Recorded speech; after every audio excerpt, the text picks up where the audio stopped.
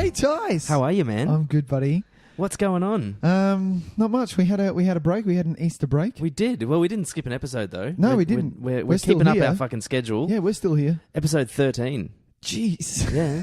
13 Yeah. weeks in a row, man, we've done this. Really? Yeah. It feels like a lot longer than It that. does feel like a lot longer. Doesn't it? It feels like a lifetime institution.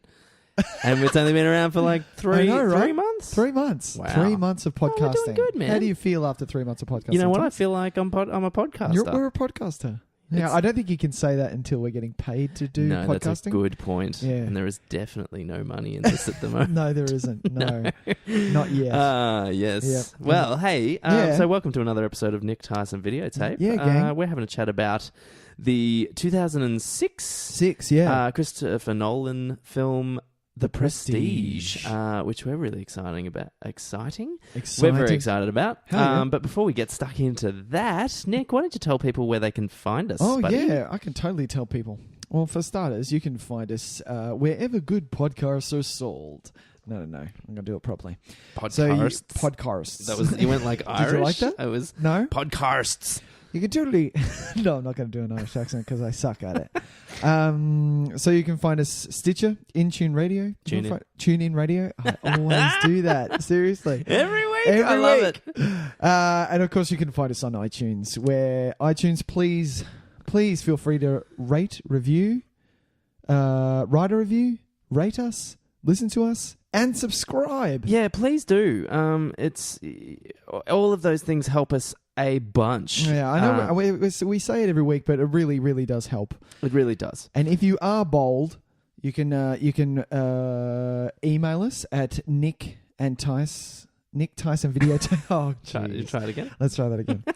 You can email us at nicktysonvideotape@gmail.com. Yes, You can follow us on Twitter, you can. Nick Tys Videotape on Twitter, Mm-hmm. and the old Facey Facebook. The old Facey page. Yeah. Be bold, be brave. I dare you to tell your friend who you think likes podcasts to listen to us. Yes, if your friend likes podcasts, or if your friend likes movies, Yeah. or if Everyone your friend likes likes movies. two dudes chatting. If Who you're- knows? People just maybe might, they like maybe it, just want to yeah. hear two dudes chatting. Exactly. If you have a massive commute to work, which I know that my We will friend fill that time. Tyson does, Yeah, fuck yeah. we will fill that time. Yeah. It will fly by. We have long episodes. episodes. We do. Yeah. Yeah. So we're going to fill gonna that time. Fill that time right for you. up. You know what we're going to fill it up with? Talkin Trailers. We're going to talk some trailers, man. And here we go. Everybody's talking Trailers.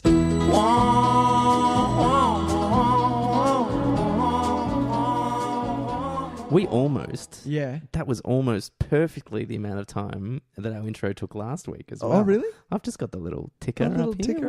We've almost got this down to a fucking Oh, fine art, we know my what man. we're doing. We know what we're doing. Hey, so talking trailers. Yeah. Do you want to? Oh well, it was a big. Well, you know what? Go on. Like, this is the nature of the game. Yep. So we record our podcast at a certain day, We do. and then some editing is done, and it goes online a couple of days later. Sure. Now, During this time. during the time between us recording and then editing to release it, we've had some very big trailers released. massive bombs drop. And so now we're a little late to the party. We Every are. other fucking Everyone's known everyone about in the this. world, every Everyone has YouTube video, Facebooked it. every Watched this Facebook. thing. podcast, they're Yeah. all talking about it. Exactly. So we're going to get on board, I Yep. guess, and just say the same shit that everyone else has said. But Exactly. we've got two trailers to talk about. Yep. Let's talk about Thor first. Thor Ragnarok. What'd you think, man? For starters, I think this trailer was aimed at Nick Tyson Videotape. Did Pretty you much. see that text? That was us to a T. Seriously. That was so it's the best font choice. I that love they it, and could have ever that fucking color drop in, Yeah. boom. It is. It's a Van Halen album cover. It is. Or it's beautiful. It's so good. I love Or it. do you know what it is? It's like, what was that fucking Sega game? Cruisin' USA? USA? Yeah, I It's remember that. that. Or do you remember the start of He-Man when He-Man came boom into the Fuck screen? yeah, fuck Yeah, yeah. it was like that. Yeah, so good font choice. Thor. Imagine if I that could was talk just about the that. bottom line. It was Oh, like, you know please. what, your movie? Good font. Good font. Well done. A+. We give it a thumbs up now. Hey, it was a funny trailer. Well, this is the thing. Like, I was talking with friends over the Easter weekend. This Thor, I feel, is going to...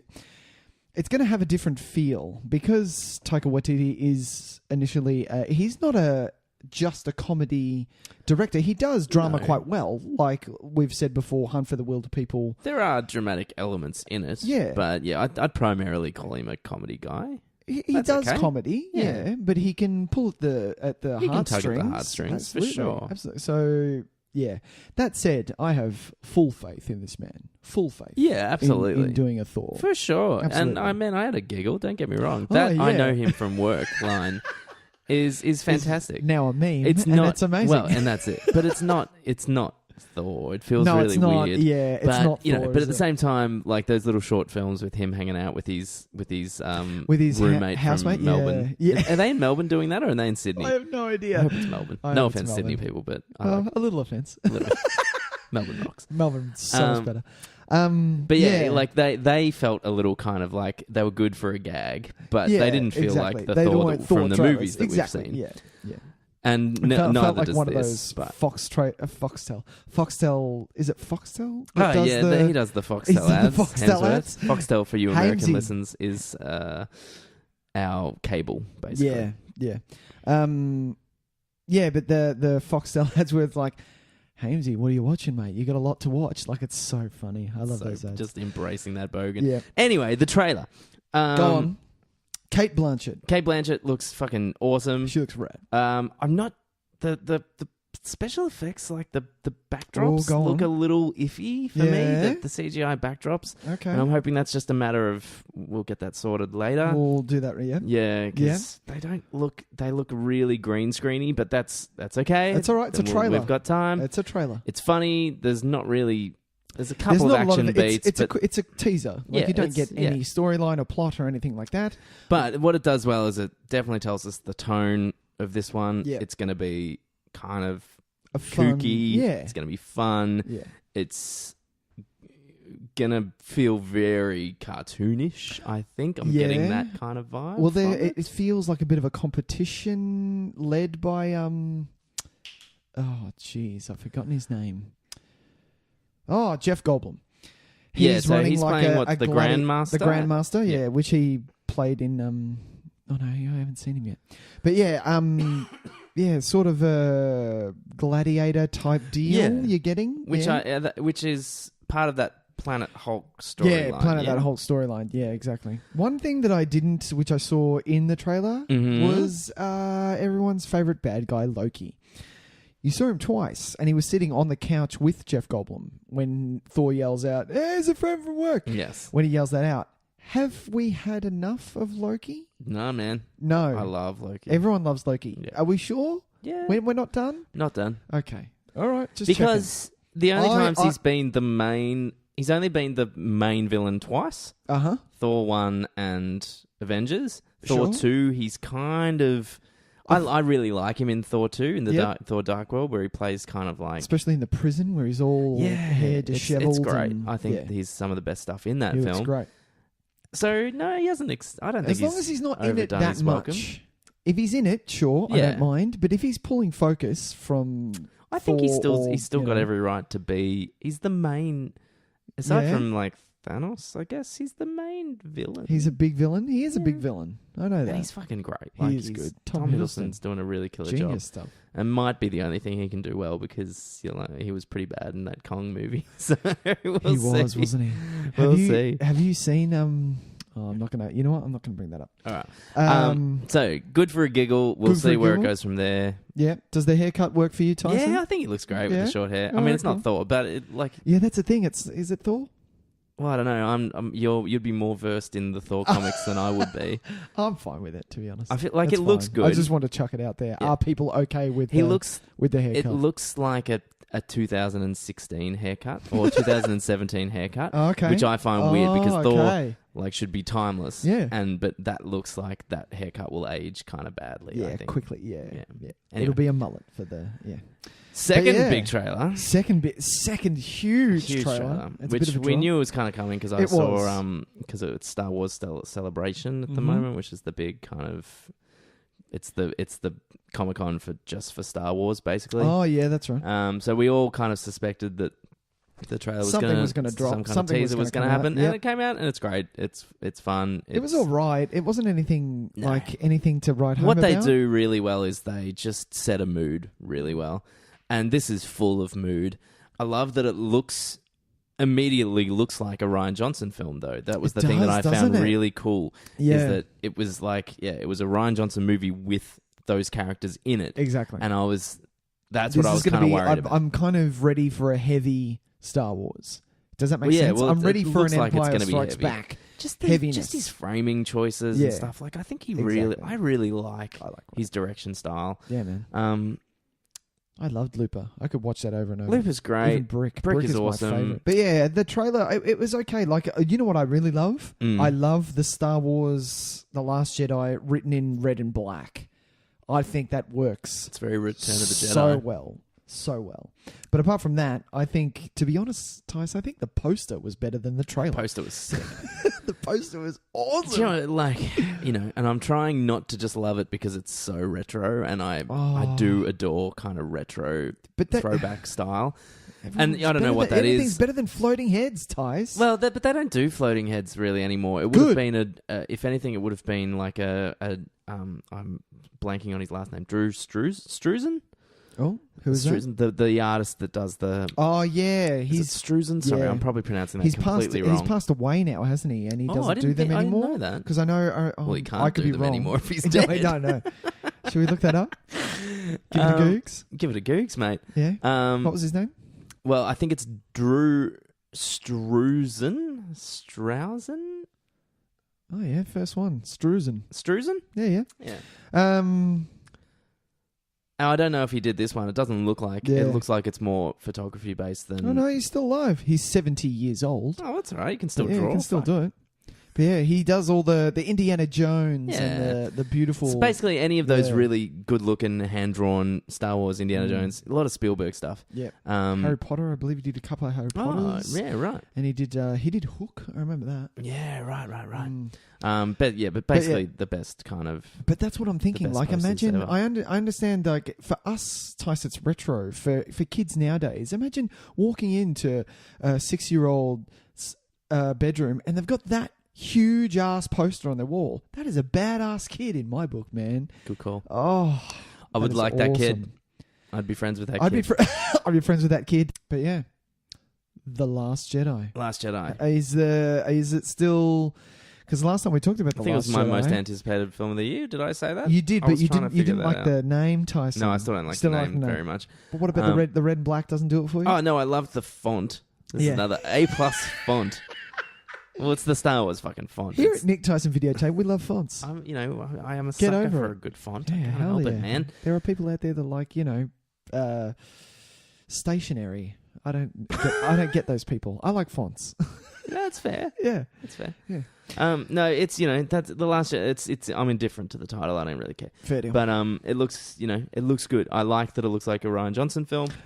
I think he's going to do a really good job. I can't wait. I think it's going to be, a bit weightier, maybe a bit less kind of a rollicking good time as Force Awakens was. Yeah. Even though it had, obviously some pretty heavy death and shit in it. But it was still it was still a rollicking good time. I don't feel like this is going to feel like that. Yeah.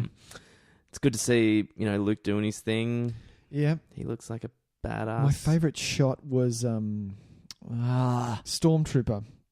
Finn, no. Yeah, Finn. Let's say Finn. His shot of him just with his eyes closed in the white...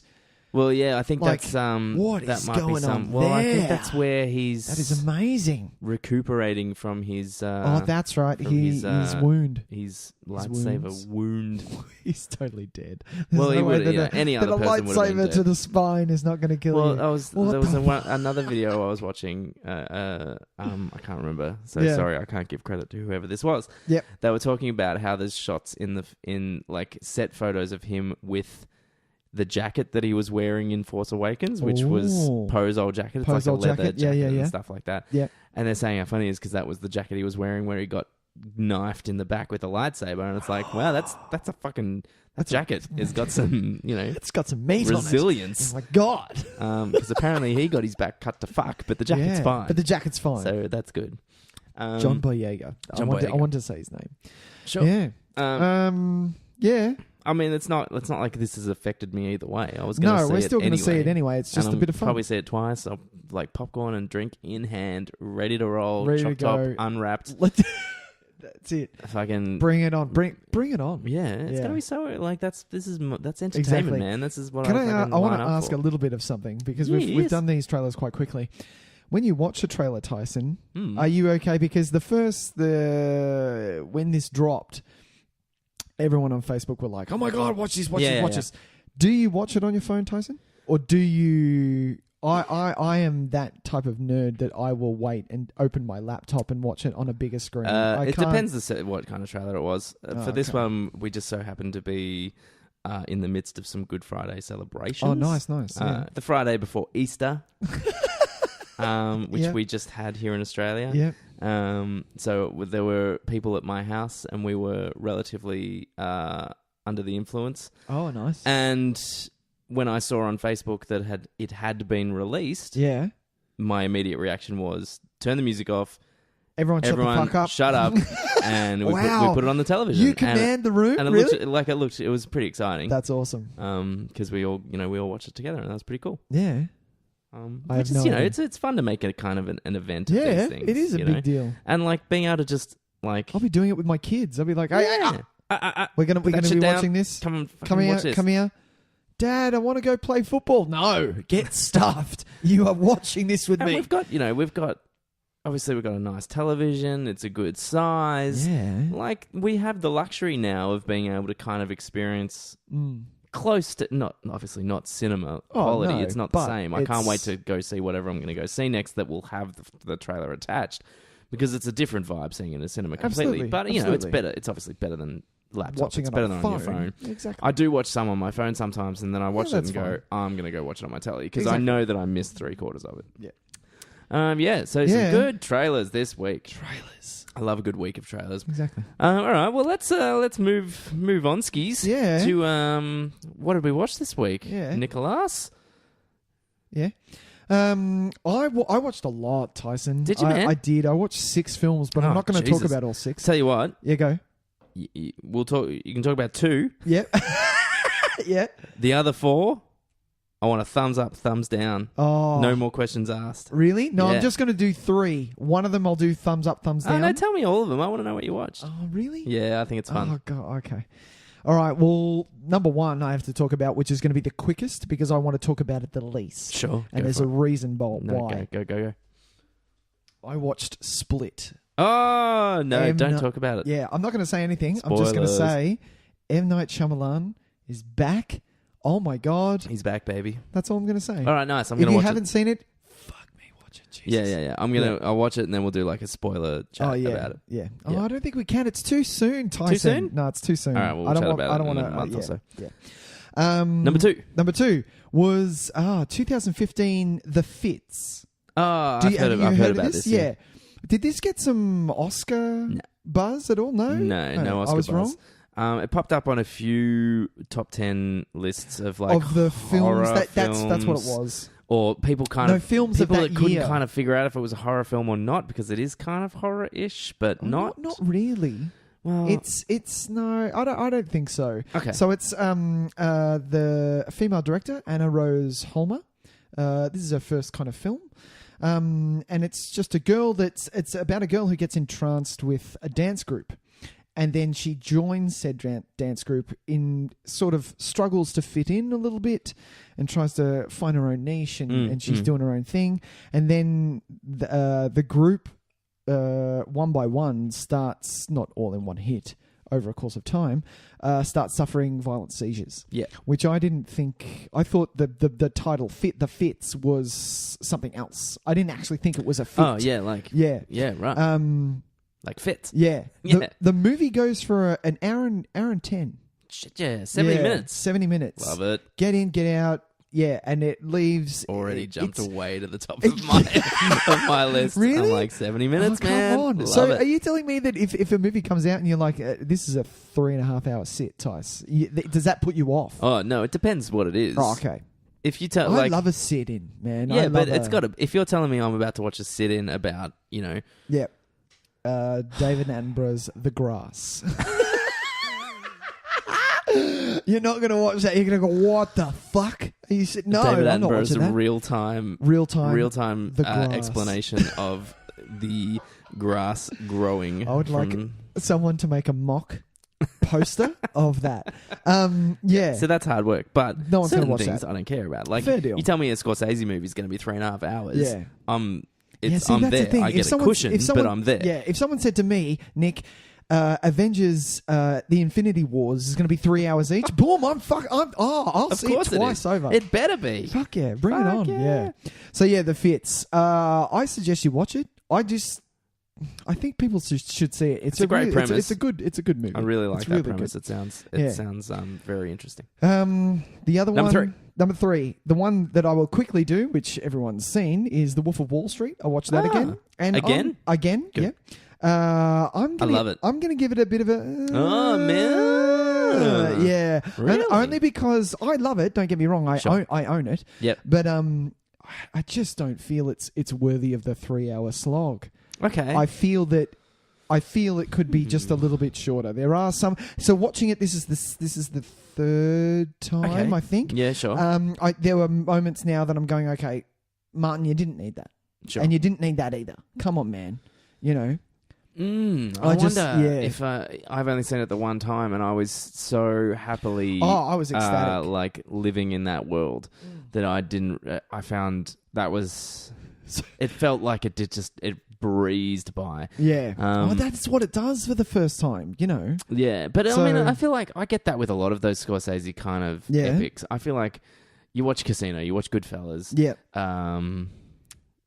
Yeah. They all. I love they just Goodfellas, man. like you settle in on the couch, and next thing you know, it's been 3 hours. Yeah. You don't feel it. Yeah. Well, movies that can do that, they're the ones that stand the test of time. Exactly. Whereas if you watch a movie, I watched something recently, I think it was Donnie Brasco, that went for like... Donnie Brasco's it's quite a long film. Yeah, and that I like that movie. I like it too, but you feel the longevity of it. Sure. Yeah. Next one I wanted to watch Man of Fire. Man on Fire. Man on Fire. Wow. Yeah. I want to watch that again. I don't know why. No, do you know what? I get this sudden urge every now and then. I get a Tony Scott Scott, I get on man. a bender with Tony Scott where I'm like, yeah, and fuck that yeah, movie, I'm just going to give it a rad thumbs up. That's all I'm going to say. That's all you get from me. I reckon if I watched it now, I would not enjoy it as much as I did in 2004 or whatever. Yeah. Because in 2004 it was the raddest. It was the bomb. Like, it was yeah. like, It's this very hardcore. But he was man. going for something that, especially the style of the film. It almost looks like it's cut like a trailer is cut. It's very this was all kind over the of. shop. But I loved it. Tony I loved Scott the tone. went through a big phase of really pushing the envelope on that that 2000s aesthetic where everything's jumping around and like subtitles are like coming up on the side. Like they've got little characters. I love that. Which, you know, I loved it. Like I don't think I've really revisited any of that era Tony Scott. Yeah. Was he? Was it Unstoppable? Was Tony Unstoppable Scott? was kind of towards the end of that. Unstoppable was a good movie. It's very enjoyable. Like you don't think about it again once you finish watching it. I want to do The Taking of Pelham. And I wanted to do Unstoppable. I want to do a train double. Do it. How good would that be? That's not Tony Scott, is it? No, that's not. That's 1, 2, 3. I don't think. I think it is. I've actually got a feeling that. No, it's not. Are you sure? I'm not sure, but I hope it's not because I heard it was shit ass. Yeah, I heard it wasn't that great either. Guess what? It is Tony Scott. It is Tony Scott, is it? Get out of town. Yeah, because I remember reading something and he did The Taking of Pelham. Is it Pelham? Pelham? Pelham. Yeah, it is. Because I was pronouncing a H after the P. He did that and then went to Denzel and said, I've got a movie about Unstoppable. And Denzel went, didn't we just do trains?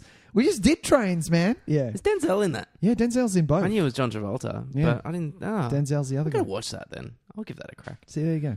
All right. But yeah, and the last one I watched, which had been coming along for a long time, and I really hope you haven't seen it because it would be on the list for me, Tys. Oh. Yeah, I finally watched 2001 Space Odyssey. Oh, it was on the list for you? I'd never seen it before. I've never seen it. Oh, shit! We should have done that. Oh, damn it. Because I have attempted. Damn it. Multiple times. Oh, really? Like you've two given or it a three go. times. And I would understand why you stopped. every time and it's like, it's dumb. I don't know why I do it when I do it, but I always seem to do it very late at night when I'm feeling like brave, and I'm like, yeah, no, this is the time. And I'm like, it's 1 a.m. I'm a few drinks down. Oh, dude, no. And I'm like, and I get to like, I'm watching Monkeys. Oh, the and end I'm of like, the Monkeys. No, this is not the right choice. Oh no, this is Tys, a bad what did you choice. do? Yeah. So I've never actually got around to it, Stanley and I Kubrick, like it's 1968. it makes I feel like it makes me a bad movie lover. It makes you a bad cinephile, Tyson. To seeing these kind of movies. But yeah, Space Odyssey. How'd you go? Man, this thing was leap years ahead of its time. With the stuff that he pulled out in this Sure. thing. Oh my God, just to what and HAL 9000. Of course, everyone knows what HAL 9000 is now. Probably one of the most scariest movie characters. Sure. Of all time to hit the screen. Like this thing is scary, really scary. It's a little bit. Space Odyssey is just a tad too long for me. But yeah, something to do with the big trip scene at the end where it's just coloured lights for quite some time. No, I didn't mind that. You're okay with that? It was the start. It was the bit that you can't get over. Sure. The monkeys went for a little bit too long. Okay. And I don't know. Look, I would like to. We have absolutely no right to tell Stanley Kubrick how to make a film. Absolutely not. He can make it as long or as short as he fucking wants. Absolutely, absolutely. And I would love for someone to tell me what the monkeys and what the end has to. I kind of get the end, but I don't really understand the monkeys' side of what it has to do. There's with definitely the like I've read like for movies that I haven't seen, I know an awful lot about it. them. And there's quite a few theories floating around. With a quick Googs, okay. you'd have a couple of different theories to have cool. have a but little think-see about. The one thing that I need to point out is the shots in this. My God, the man knows what he's doing. Like seriously, Kubrick. There's a reason that he's Stanley Kubrick. Like Jesus, just the shots that he came up with, with the running and all that stuff. Sure. The suspense is so spine-tingling. Yeah, right. In the middle there, with HAL 9000, and just the imagery itself. It was beautiful. It was such a beautiful movie. So yeah, that was me. I watched a shitload. You did. You had a busy. Well, when we have a bit of an Easter weekend, you got to do something, especially because it's cold in Australia. It is. You get to watch some movies. Yeah, man. Well, that's the thing. I didn't really get to watch movies. Didn't you? What did you do? So much as watch one very long miniseries. Nice. Which was essentially a film. Like, I would consider it a film. Okay. But I watched the miniseries Hatfields and McCoys, which was a History Channel miniseries. It came out in 2012. It stars Kevin Costner and Bill Paxton. All right. And this is it's a Civil War era miniseries. I have never heard of this. Well, it's funny because we obviously, as Australians, we wouldn't know, but they are two very famous families. Oh, okay, the to American people and the because of McCoys. this really bizarre feud that happened between the families. Okay, so they Kevin Costner plays like the leader of the Hatfields. He's the dad Hatfield basically, and Bill Paxton plays the dad McCoy. Okay, and they fought alongside each other in the Civil War. Oh, okay, so they were buddies. They were buddies in the Civil War. Yeah. What happened was Kevin Costner's character saved McCoy's Bill Paxton's character's life at one point, but he also abandoned his post while he was in the war. Right. So he basically snuck away one night, and so there's residual kind of ill will between them. Tension, and as they actually share a border between. I want to say North Virginia, but that doesn't sound West Virginia. Okay, West Virginia and Kentucky, I believe. You've got it. Yeah, you got it smack on West Virginia and Kentucky. Great. It says there. Yeah. So they're very close to that borderline, right? And when after the war finished and they both returned home, that residual kind of like frustration with each other, just kind of snowballed. Right. And so it starts with something like one of them accidentally steals one of their pigs. Right. And then from there, they try to get the pig back, and then so they burn their barn. And then from there, it escalates. And it actually became like the US Supreme Court got involved. Whoa, really? Because it became almost was on the verge of another civil war because generations of families were coming to the aid of each family. Jesus. And because they were on either sides of this border, Yep. it was becoming like a Wow. state kind of Yeah, war yeah. between these two. Oh, okay. I get it. Yeah, and it's super, super interesting. The miniseries goes for about 5 hours. It's split into 3 parts, 3 Yeah. movie-length episodes. Oh, okay. The cast is killer. You got a There's- stellar cast yeah. there, yeah. One of my favorite was Tom Berenger doing a really fucking like unrecognizable role. Oh, really? He's really great. He's kind of he's the one you love to hate through it all. He's one of the Hatfields who, because the way that it's played is that neither of them are particularly bad dudes. They're both kind of, you want to understand each of them, and perhaps you might. I can't help but be more on Kevin Costner's side because I'm just a huge Costner fan. I don't know why, but I was leaning towards his way. But they present both Hatfield and McCoy as reasonable men who are just caught up in this thing. But someone like Tom Berenger's character, who is Kevin Costner's uncle, is just a scumbag and kind of the cause of a lot of the shit between them as well. It's directed by Kevin Reynolds, who directed Robin Hood, Prince of Thieves, and Waterworld, yeah. A couple of other things that he unfortunately doesn't do too much anymore. I thought Kevin and Kevin don't get along anymore. They've settled their differences. Maybe they've settled their differences. Okay. And it got nominated for a bunch of Emmys. I think Kevin Costner won for Best Actor in a miniseries or something. Yeah. It was really super entertaining. Powers Booth. Powers dude, Booth, I man. love Powers Booth. He's great. He's scary. I swear he just doesn't act when he turns up, though. He doesn't have to. His voice and his face alone. He just exists as Powers Booth. Yeah. And he just brings all this fucking cool gravitas to anything. In the Marvel universe, he's a major player in 24 as well. Genius stuff. But yeah, so it's worth a watch, man. It was just on, I think it was just on Netflix. Oh, right. So it's History Channel produced. It looks like a mini series. I'd love to say that it feels really cinematic, but it doesn't. It's got this really kind of weird muted color palette where it just there are really nice kind of shots it just doesn't feel like when you watch a classic Western and it's the big wide frame and it's just show those hills. Let's really just get those landscapes in there because they're beautiful to look at. This doesn't have that, so it kind of minimizes it. It keeps it a bit internal, which I think it's kind of missing a little bit. I think it's missing that grand scope because really the story is pretty huge. Yeah. And it covers 30 or 40 years. Oh, right. Okay. So it's but it is. You get really into the characters and the story is super engaging and really easy to smash through. Considering it's it's basically 3 movies. Yeah. I smashed them out pretty much back to back and had no issues with it. So very easily watchable. So that's Hatfields and McCoys. Rad. Yeah, man. Yeah. All right, man. All right. Well, why don't we get on to our feature presentation? Yeah. Yeah. Okay. Cool.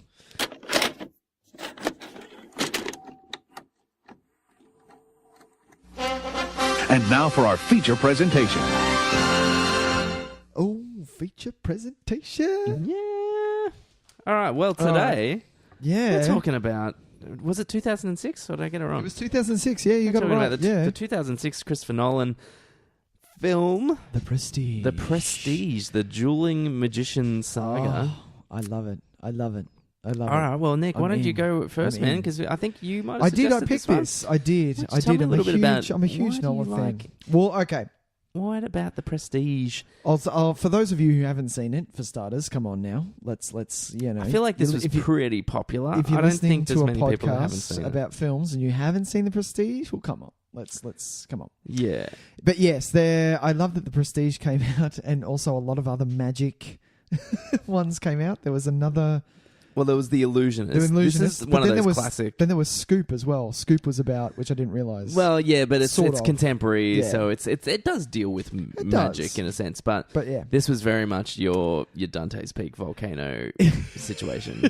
Your Armageddon. Deep Impact. Armageddon. Your Deep Impact Armageddon. Yeah. But yeah. So tell me, Nick. When did you first see this? Why did you choose this? What's your relationship with this film? So I had just moved to Melbourne in 2005. So I don't know. I don't remember my first time watching this.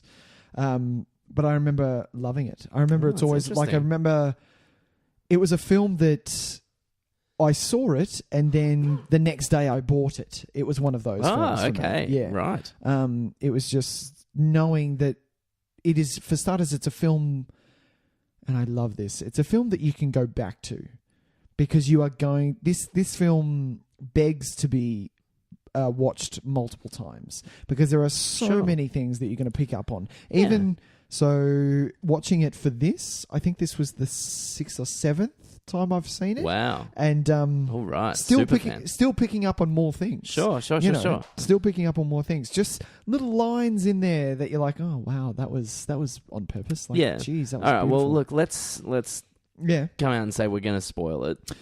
we are. It's, to be honest, people, it's been 10 years.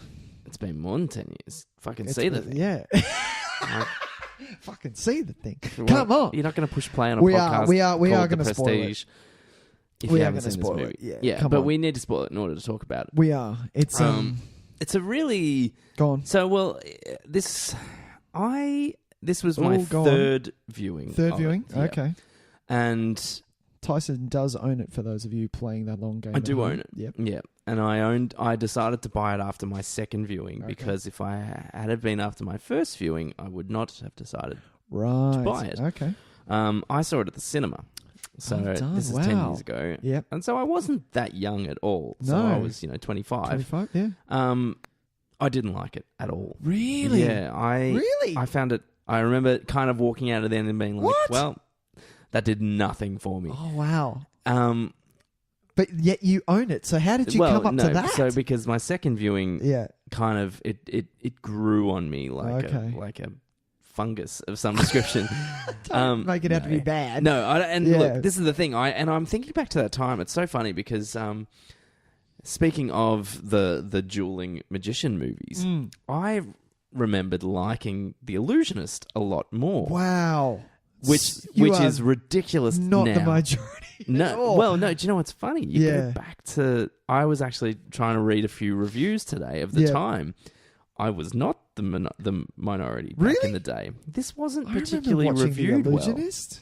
Illusionist I'm- wasn't great. Just in terms of the public consensus Of the Prestige. of the Prestige Yeah. and the Illusionist, it was not like wow. Really? it wasn't clear cut, but there were quite a few people that felt the same way, that the Okay. Prestige was the weaker of the two. No way. Which blows my mind because, to be honest, I can't tell you a single thing about the Illusionist. About The Illusionist. Other than, like, It stars does he use Edward a Norton? hologram or something? Yeah, Does I he think use it's a hologram. mirrors? Yeah, it's not magic. It's well, not that Is he this talking to magic either, dead but people? I don't know.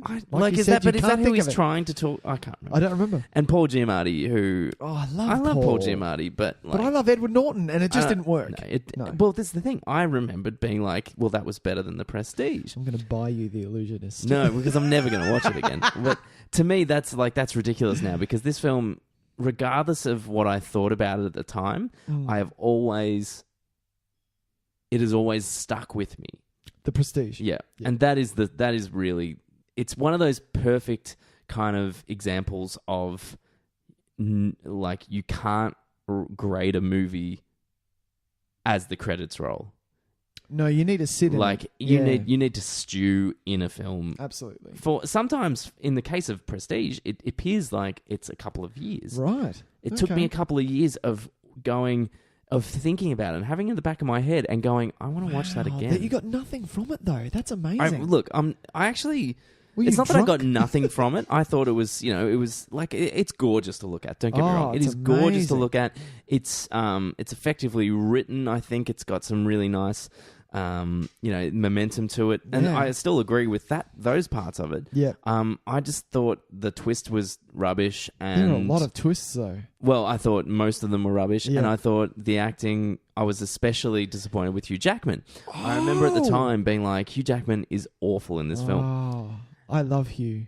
Well, this is the thing. I think he's still watching it again. I think he's better now than he was then. Okay. But he's definitely doing a better job than I initially You remembered. remembered.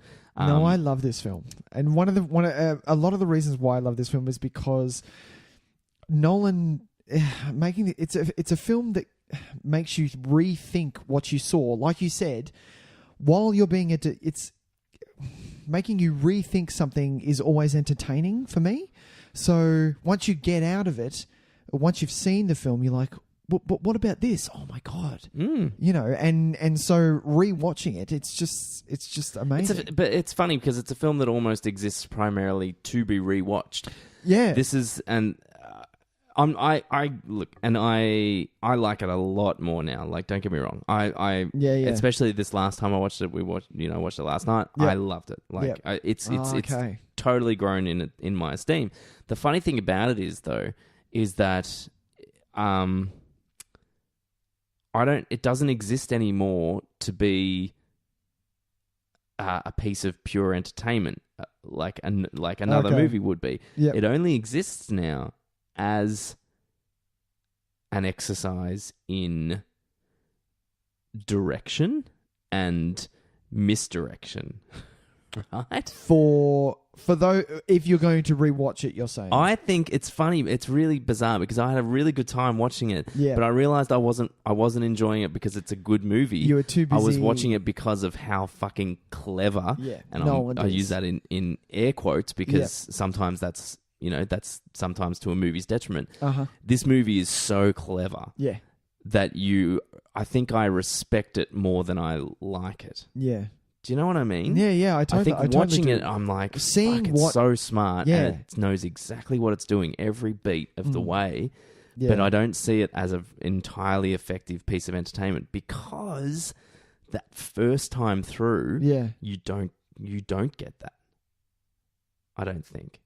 Oh, really? Yeah, but that doesn't it's a question I'm going to bring up later. Yeah.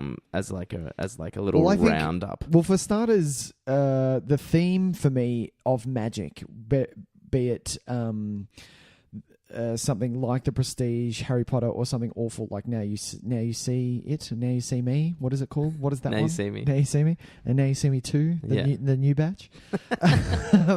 The topic of magic is always intriguing because you want to know how they're doing it, and they tap into that I human like element those of bits of it. yeah, I think it's great. The I think- human elements of how is that done, and wanting like in our world now, in our society, we want to know the spoilers. Everyone no spoilers. Like everyone says that, but you want to know these things. I'm like, oh, what? There's something. Well, yeah, to spoil. you don't Oh my like something God. being spoiled because you want to discover it yourself. Exactly. It's not that you don't ever want that information. No, you do definitely want you that do information. Want it. Exactly. Yeah. And Well, this movie plays on that so well. Oh, massively. You know? Well, this is the whole. It puts us in the shoes of these two guys because that is their goal. Yeah, they are to be magicians and to no, but they're so driven by the need to know each other's secrets. yeah. So they're as bad as we are. That's the whole point. And that's one of the many things that Nolan's doing in this to make these characters examples of, well, a couple of things. The kind of movie making as a whole, I think. Yeah. Which is, it's funny. It's kind of something that Nolan seems to sneak into his films without our He really doesn't do knowing. it bluntly. And like Yeah. this whole idea that a lot of his films kind of talk about filmmaking itself, but we might not just what he always can do realize with it. Like what the medium that is cinema is capable of with good writing and good Yes. cinematography. Yeah, and it's he's obviously a very visual director, and he likes to play with our expectations of cinema. Sure. I think, and he uses that against us in a way. Yeah. I think we're so used to a certain kind of cinematic storytelling that he knows how to exploit that in a Yeah. viewer. I feel he doesn't make films.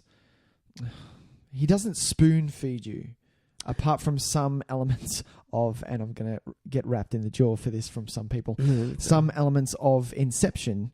I feel, especially Ellen Page's character, is there to spoon feed you Yeah, because well, you she, don't I mean, understand she what's acts going on. as the audience kind of surrogate through that. Which, But, the Prestige in the first 15 minutes, there's already a death, you're already seeing things that you're not really understanding yet, and he's not going to take it easy on you. No, he doesn't. He doesn't. This is... which I enjoy, which I love, and that's what I love about him. Okay, so this is the funny thing. You say he won't spoon feed. This is where I find this movie at its cleverest. Yeah. Is that it absolutely spoon feeds us, You but reckon? we're just too... it's too subtle to know. No, it's so overly obvious that we as an audience are so attuned to see past that. Oh, okay. This whole movie tells us exactly what happens At the start. in the first scene of the movie. Yeah. You have a whole bunch of bowler hats, Yep. and you have Christian Bale's voiceover saying, "Are you watching closely?" Are you watching it? Yeah. And it's telling us what we need to be watching for. Yet that, and I remember it clearly, that twist at the end still, I never saw it coming a million miles away the first time I saw this movie. No, neither did I. Either one of them. Both of them. Let's just start spoiling. So I didn't see the twins thing, and I did not see the that he'd been killing the clones over and over. Oh, and really? over. That one I knew. Yeah. Yeah.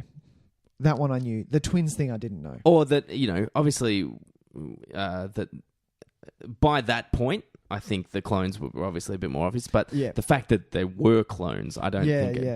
But there weren't. There were actually a whole bunch of them. I don't know what I'm saying. There weren't a whole bunch. Yeah. There are multiple times during the movie that he tells you what's going to happen. He tells you what's going to happen before it happens. Yeah, that's true.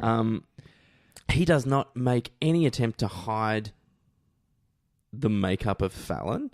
No, that's true. He leaves it in the open. But he kind of mystifies that with Hugh Jackman dressing up and going to Christian Bale's things. Well, it's part because of it's part kind of of the like, world. Yeah, well, but he doesn't hide it. That's so true. He's got, because the first time we see Fallon, there's a really the camera trick is really interesting. The camera chooses not to focus on him. Yep. And he actually puts his head down over his hat because he's worried that because I think is it Sarah that first? Yeah, it's when you first see Fallon, or is it Michael Caine? No, it's. Oh, I can't remember. Anyway, whoever it is in the room with him, he just does this subtle little head tip and the camera doesn't focus on Fallon. Yeah. But from that moment on, we know that Fallon is a character. So he starts to show him more and we don't care anymore. But it's the back of the head shots. It's the back of the head shots. So we know that he exists in this world. But the fact of the matter is, it's not...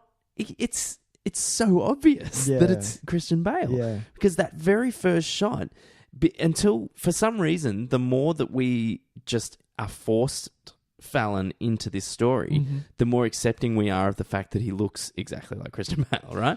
I don't see it, but keep going. But if you, the very first time you see him with that, it's so clearly a fake mustache. It's so clearly... Yeah, that's true. Fake chops. The chops and... Yeah. But with repetition of that and normalizing of that, we don't... And so, it's so, this is Nolan using...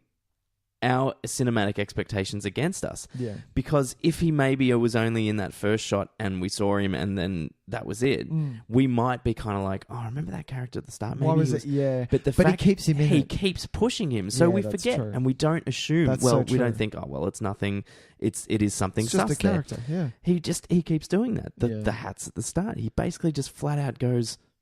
Yeah, here's what happens. And even with the, do you remember when Christian Bale is helping out that one magician, squashes the bird, and Sarah's nephew says, "Yeah, but where's his brother?" Where's his brother? And I'm like, oh my god, it's a great line. It's a beautiful line, and it's all the way through it. Yeah. All this kind of stuff. It is. The way she does the when he says "I love you" and she says "You mean it today." That is a whole deep it's beautiful and it's a really nice way of doing it, but it's every single piece of information is there. Yeah, and you don't get it until we don't get it. But this is what I love about this movie, and this is why it is so fucking smart. Whether or not it is a great movie in itself, it is an excellent movie to talk about. Yeah, that element of it, that whole.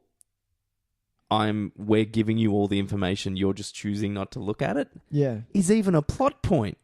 Because the whole movie is about the fact that Angie won't accept the fact that it's a double. Yeah. He refuses to believe Exactly, that yeah. But it Borden's is, trick yeah, is a double. is a twin, yeah. Which it's essentially, it's exactly what it is. So It's a true. double. So true. It's so like... How could you not love this movie? But this is what I mean. It's levels on levels. Yeah. But at the same And time, it's does just it create a coherent filmic?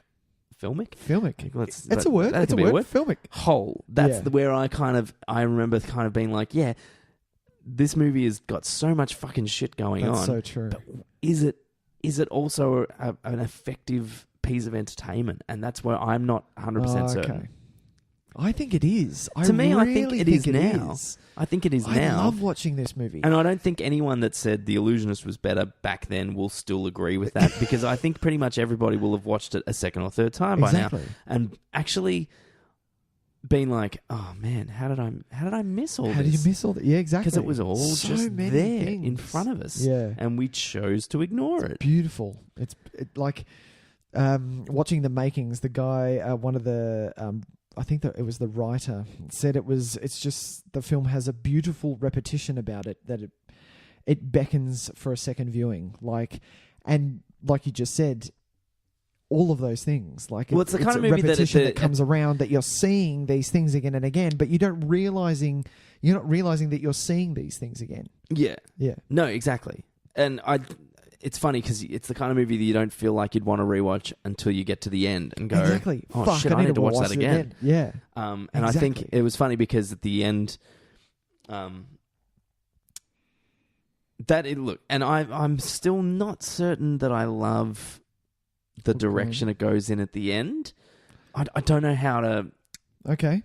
Like, I Are don't you think. talking story-wise? What are you talking? I'll say story-wise. What do you think of the fact that it does go legit supernatural at the end? Because we're talking about a technology that does not exist. We're trying to ground it in science, but it's supernatural. The cloning machine. Okay. Like, we've got to be real about it. It is 100% supernatural. He Yeah. uses lightning to clone people. That Yeah. is not how it works. Yeah. So we're talking about a supernatural element. No, but I do like. Okay, there is that, and there is what I was reading about it. The Tesla subplot that it has. You can either go supernatural or you can go the science. For me, that's just for me though. Sure. But it is important because I feel it gives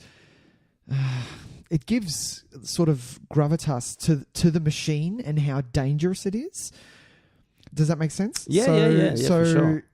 Tesla's he gets said early when you meet him, has the ability to do things that magicians must pretend to achieve. Does that make sense? So he can make these he can already make these inventions that can do things that, you know, people should be scared of. And you know, how the showman guy who once Hugh Jackman shows him what it can do, says, okay, fine, but you need to dress it up a bit because it looks quite scary right now. Like, it's sure. quite full on. Like, no one's going to believe that it's magic. They're going to believe that it's something, like you said, otherworldly, you know. In universe, I think it's very effective. Yeah. I think in a separational sense, like taking myself out of this story, I don't know if I would have preferred it if it stayed entirely realistic. I think you like the fact that it was supernatural. No, I'm not sure. Oh, okay. I can deal with it. I can contend with it, but I think for me, I would have had a bigger emotional resonance at the end had it not gone off planet. Yeah. I kind of agree. I really like the Tesla subplot. Yeah. But it doesn't, because I think it needs that, because it needs to show the extent that NG will go to in order to match like that trick. Yeah. He will go to really ridiculous levels in order to make it happen. Yeah. I just wonder if it had have stayed grounded in a little bit more reality, like actual legit science. Because I don't know what you can. I don't know how. I can go to Google and probably check this out myself, but I'm pretty sure Tesla didn't invent a cloning machine. No. There were watching the makings. They talk about Tesla as the person rather than the character in this film. Sure. And they wanted to use him because he had made inventions that he kept away from the public. Sure, they didn't want to tell people about. And he was known as like the kind of maverick inventor. Exactly. Like he was the one that was kind of like dealing with the more interesting shit. Exactly.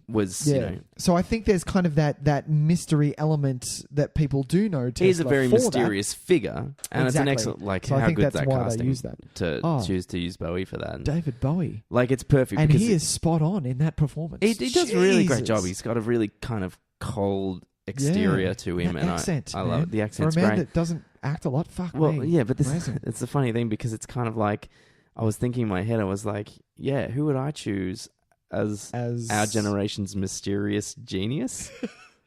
He'd be up there. You know what I mean? As that choice because that's him. Yeah, he's this incredibly enigmatic figure Oh, who is a genius in his field. many faces. Many faces. But yeah, obviously, and also very experimental in his field. You know, Yeah, did things that people at the time were kind of like, no, it's not. You're not doing the right things. And that was the best bit. Like every Bowie, not to go on music, but every Bowie album is completely different from the last one. Yeah, exactly. Yeah. So he's a very good choice in that role, even if he's not the most natural of actors. Which, it's fine. It was fine. I think he was really great in that role. But yeah, it's funny though. Maybe I'm trying to think of what the equivalent could have been. That he could have still. Maybe it was about there was a scientific procedure that made another human being look identical to him, and he killed that person every night still. Yeah, like that. But then there's a certain level of. There's a certain level of thematic quality to the fact that he's killing himself every night to achieve the trick. Yeah. So it's kind of like Keep going.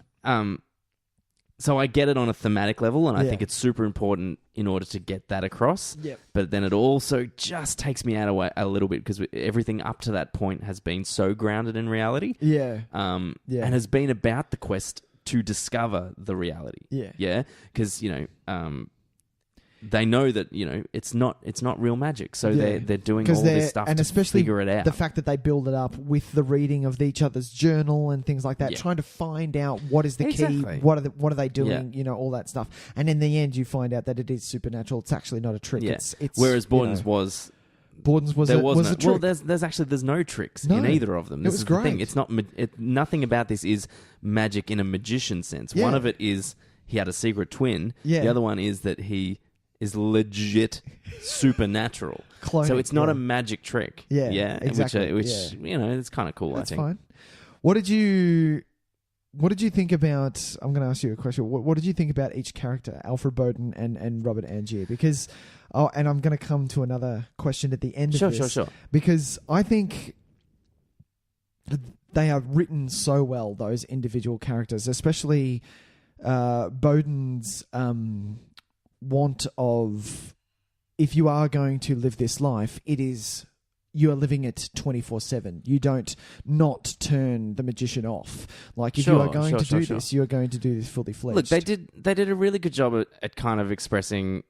I mean, you find out at the end anyway of expressing the lengths that these men will go to in order to achieve what they want to achieve. Yeah, I think it's kind of funny because to me it's almost irrelevant that they're magicians. It could have irrelevant? Been it could have been could be anything that drives them to this level of sacrifice and passion and obsession. But that's the thing. That's what you get with a lot of things. Yeah, exactly. We're just using magic as the kind of catalyst for this. Yeah, which is it's great, and it works surprisingly well, really, because so good. you get to do the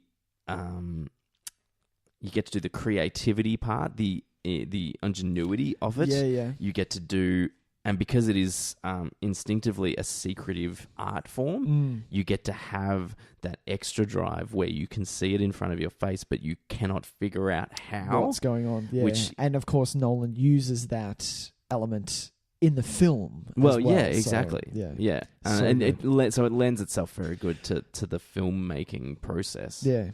But and Robert Angier, like Hugh Jackman, like my favorite. I can't believe you didn't like his acting, especially with his double when they get his double. Yeah, look, he does. Oh my god! No, it's not that I didn't like his acting. It's that I just don't think.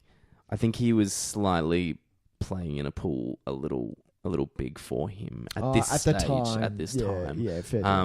I did get that. Scarlett Johansson, I feel like as well. I feel like they're both kind of a little out of their depth.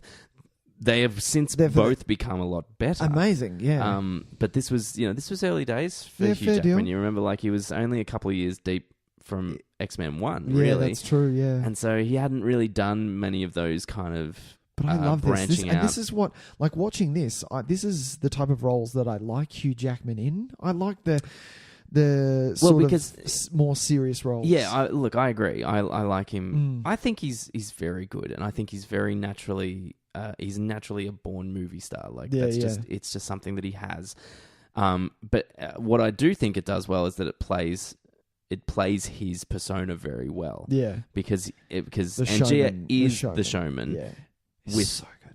So he basically is Hugh Jackman, but if Hugh Jackman was a asshole, was like a cold-blooded asshole. Yeah. Is so you essentially think he's not playing that? You think he's playing himself? Is that what you're saying? No, I'm saying Hugh Jackman is obviously the nicest man in the world. Oh, absolutely. Angia is the same showmanship quality of Hugh Jackman, only a cold-blooded asshole. Yeah. At deep down. So it's actually a really good way to cast that, is to cast the guy that is the nicest, most beautiful man who is also a great showman. Yeah.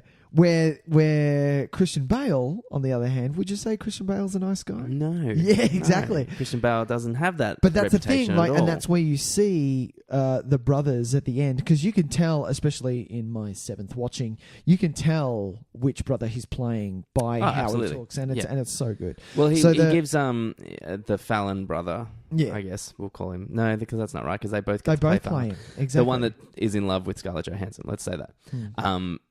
Is the more Christian Bale type. He's a bit rougher. Yeah. He feels a bit... And, he's much more... I don't know if this is true, because it would have made filming a nightmare. Ooh. He looks fatter to me as well. He looks... Or like... Oh, really? More muscly. Okay. Stockier. Yeah. Like, he looks like he's got... That could just be him holding himself differently. Yeah. That's just great acting, to be honest. Like, Christian Bale, I think, is incredible in this movie. I think he's great. He's lovely. He Christian Bale as an actor, there are some roles that I don't like him. I can take him or leave him. I don't really mind. Like, it's, you know what I mean? That's like, funny. I think he's great. What was the boxing film that he won for? The Fighter. I think that was actually amazing. Like, and watching things, what he does with his body, like in The Machinist and things like that. Yeah. So going on, the question that I wanted to ask: whose side are you on, Tyson? Oh, do you know what? I actually was going to ask you the same question. Oh, really? Get out of town. Because mine is different. Mine is. So I think it's really interesting the way it's presented, because we, as an audience, I think it's designed specifically to change our perceptions. Yeah, exactly. Yeah. And I think it's cleverly done, because it doesn't happen quickly either. It's not like this one inciting incident that we go, oh no, I'm changed my mind. Yeah. It's a very slow burn from us being on Angia's side, absolutely, to then being on Borden's side. Yeah. Simply because, I mean, well, it's, you know, they turn.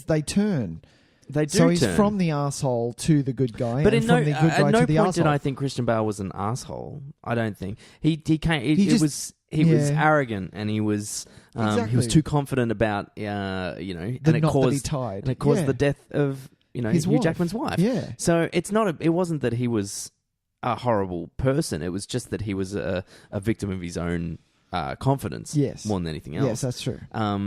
But as the movie, it's funny though, because I don't think at the end we're meant to really root for either. Yeah, I don't think. Yeah. I think it proves, if anything else, it's just at the end that Angiers was wholly corrupted by it. Yeah. Whereas Borden was, perhaps suffered by it. Was he a victim of it? Victim of it. Yeah. More than because obviously because he's lost his brother. He's lost the love of his life. Yeah. He will at least be able to look after his daughter. Yeah. But he's had to make massive sacrifices, basically because of his own want to be better. And just watching that on Rebecca Hall's character, Sarah, just watching that on her end.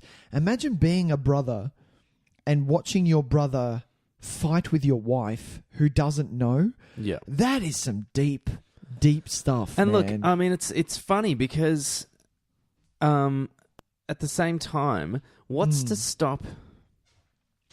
There's 2 points here, right? Yep. That I bring up only for conversation's sake. I don't think I agree either way. Mm-hmm. But what's to say that Borden couldn't... Tell her? No, well, I mean, he potentially could have told her. He did tell her about some other things. Yep. He told her about the catching the bullet The trick. catching the bullet trick, yeah, maybe there exactly. was, maybe he could have. But why couldn't one of the brothers live as Fallon? Yeah, that's a good point. For the sake, because if it was so important to them, because this is the thing, it is so important to them. Yeah. The being able to put up this front. Yeah. If it was that important, why didn't one of them just stay as Fallon? Yeah. They still could have rotated, because I like the fact that they rotate who gets to be the one that catches it, because it's who gets the applause. Yeah. You could still have rotated that. Yeah, it's just exactly. At the end of the night, one of you always goes returns back to be into Fallon. And Yeah. you know what? Just make Fallon not an ugly dude.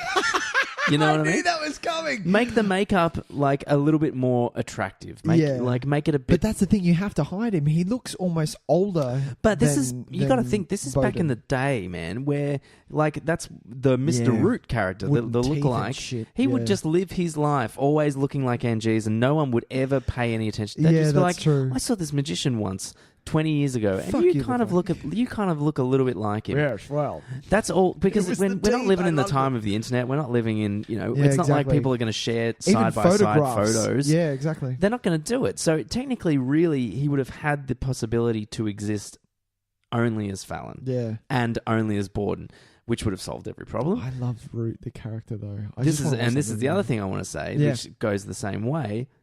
Why didn't Hugh Jackman just make one clone?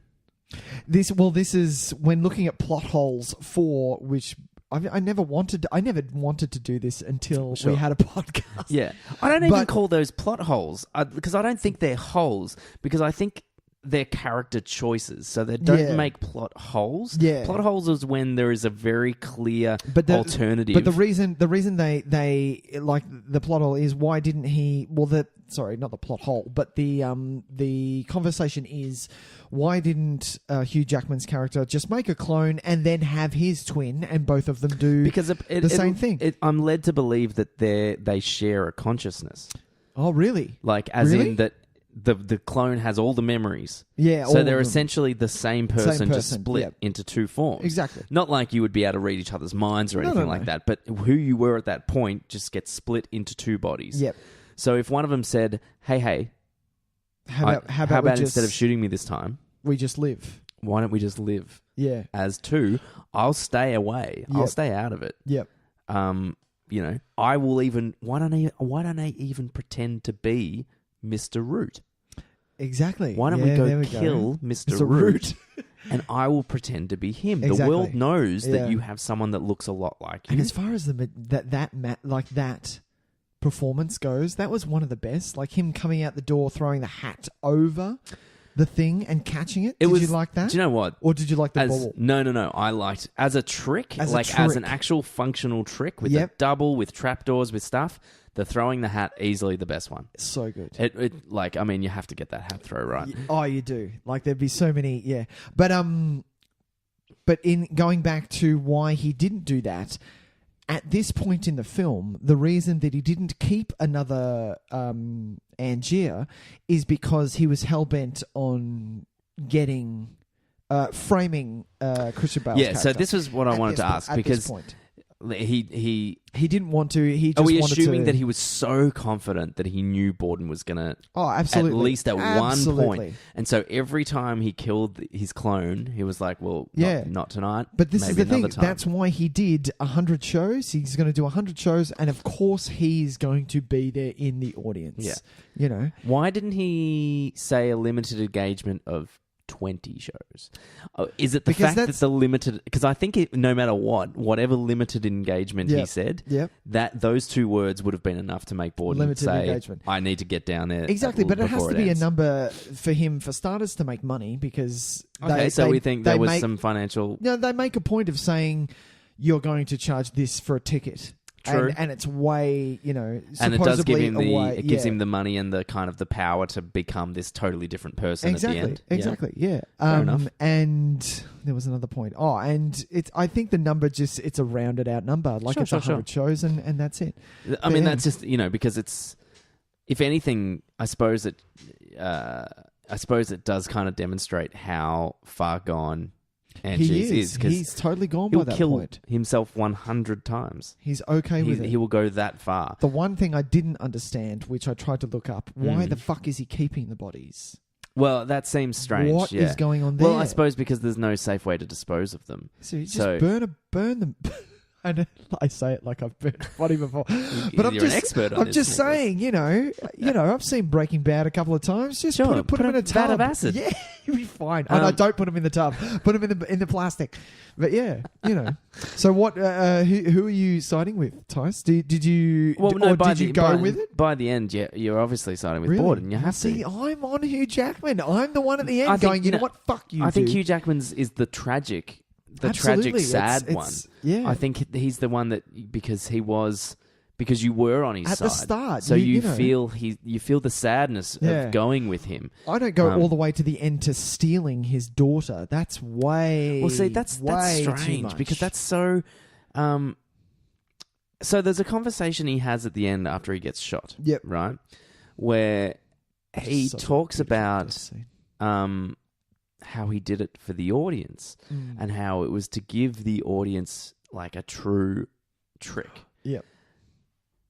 That to me is bullshit though, because he did it to he is so driven by revenge that to me that's the conversation of a man it's not about magic trying to justify his own actions. And he has a very like a completely falsified view of his own righteousness. Right. Do you know what I mean? Yeah. Because he's like, he talks about how it's all about I'm doing this to have that audience reaction, but it is 100% selfish. The reasons that he's doing it, and I think that's where I don't go with Angiers on side. Side. I can't be. See a Christian okay. Just because it's not presented as he's not presented as a victim anymore. No, because he's had the choice to stop if he wanted to being the victim. He's had the choice to move on. He had ScarJo, who's gorgeous. Yeah. And he ignored her and even said it flat out to her that it's more. It's more about being. I don't care about my wife. I don't care about you. I care about the trick. Such a beautiful scene. But he really doesn't care anymore. Whereas that's I think Borden true. has, while his journey has been equally driven by revenge and driven by I don't think injustice. So. He at the end, I think, sees the error in that because he loses so much. Yeah, absolutely. And even the simple gesture when it comes to his daughter of saying, "Here are my tricks. Yeah. Here they all are. You can have them." Yeah, he is willing to move past that where Angiers isn't. He's not. He's not. I feel. How did you feel about? The one thing that not that I want to get to this. Oh no, come on, let's get to this. Sorry. No, go for it, man. Sorry. Why not? Because you know how we try and pick things that we like and we didn't like about this? Sure. It was very hard for me to pick something I didn't like about this film. The one thing I didn't like was Scarlett Johansson's character. I feel that she was not flushed out. I feel that she wasn't seen all the way through to the point where maybe we didn't need that character. Does that make sense? I don't feel that she, do you know what I mean? There's nothing she does that is... Do you know what I mean? I mean, aside from some kind of plot-driven points She's just to get us on a certain train. And the fact that she's on the cover and not Rebecca Hall doesn't make any sense Rebecca to me. Hall is far more influential as a character. Exactly. So, and the even though Rebecca Hall kind of... I wanted her to be more active Yeah, yeah. in her role. But the only other thing I feel like that both her and ScarJo are very much passengers in this story. Yeah. And they had opportunities to maybe let them be a little bit more be active. a bit bigger, exactly.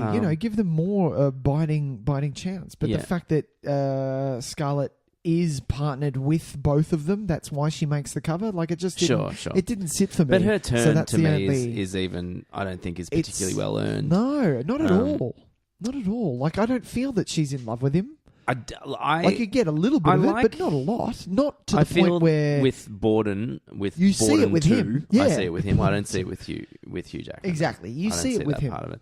And she says stuff like, "Yeah, I was in love with him, but he didn't. He showed it back." And I'm like, "Really? No. Really? Yeah, exactly. When? Exactly. When?" I do like the fact that one of the things, because I didn't want to just say something I didn't like about not saying something I like, because I like a lot of this. Hey, man, we can pick little things. No, but.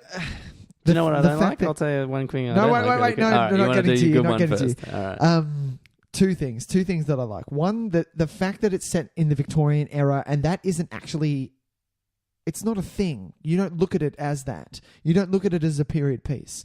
You look at it as the fact that it's set in the Victorian era kind of goes with how, because it's not a happy movie. There are no happy parts in this film. There's some magic and it's fun, but there's no happy moments really, apart from maybe a little bit with the daughter. Sure.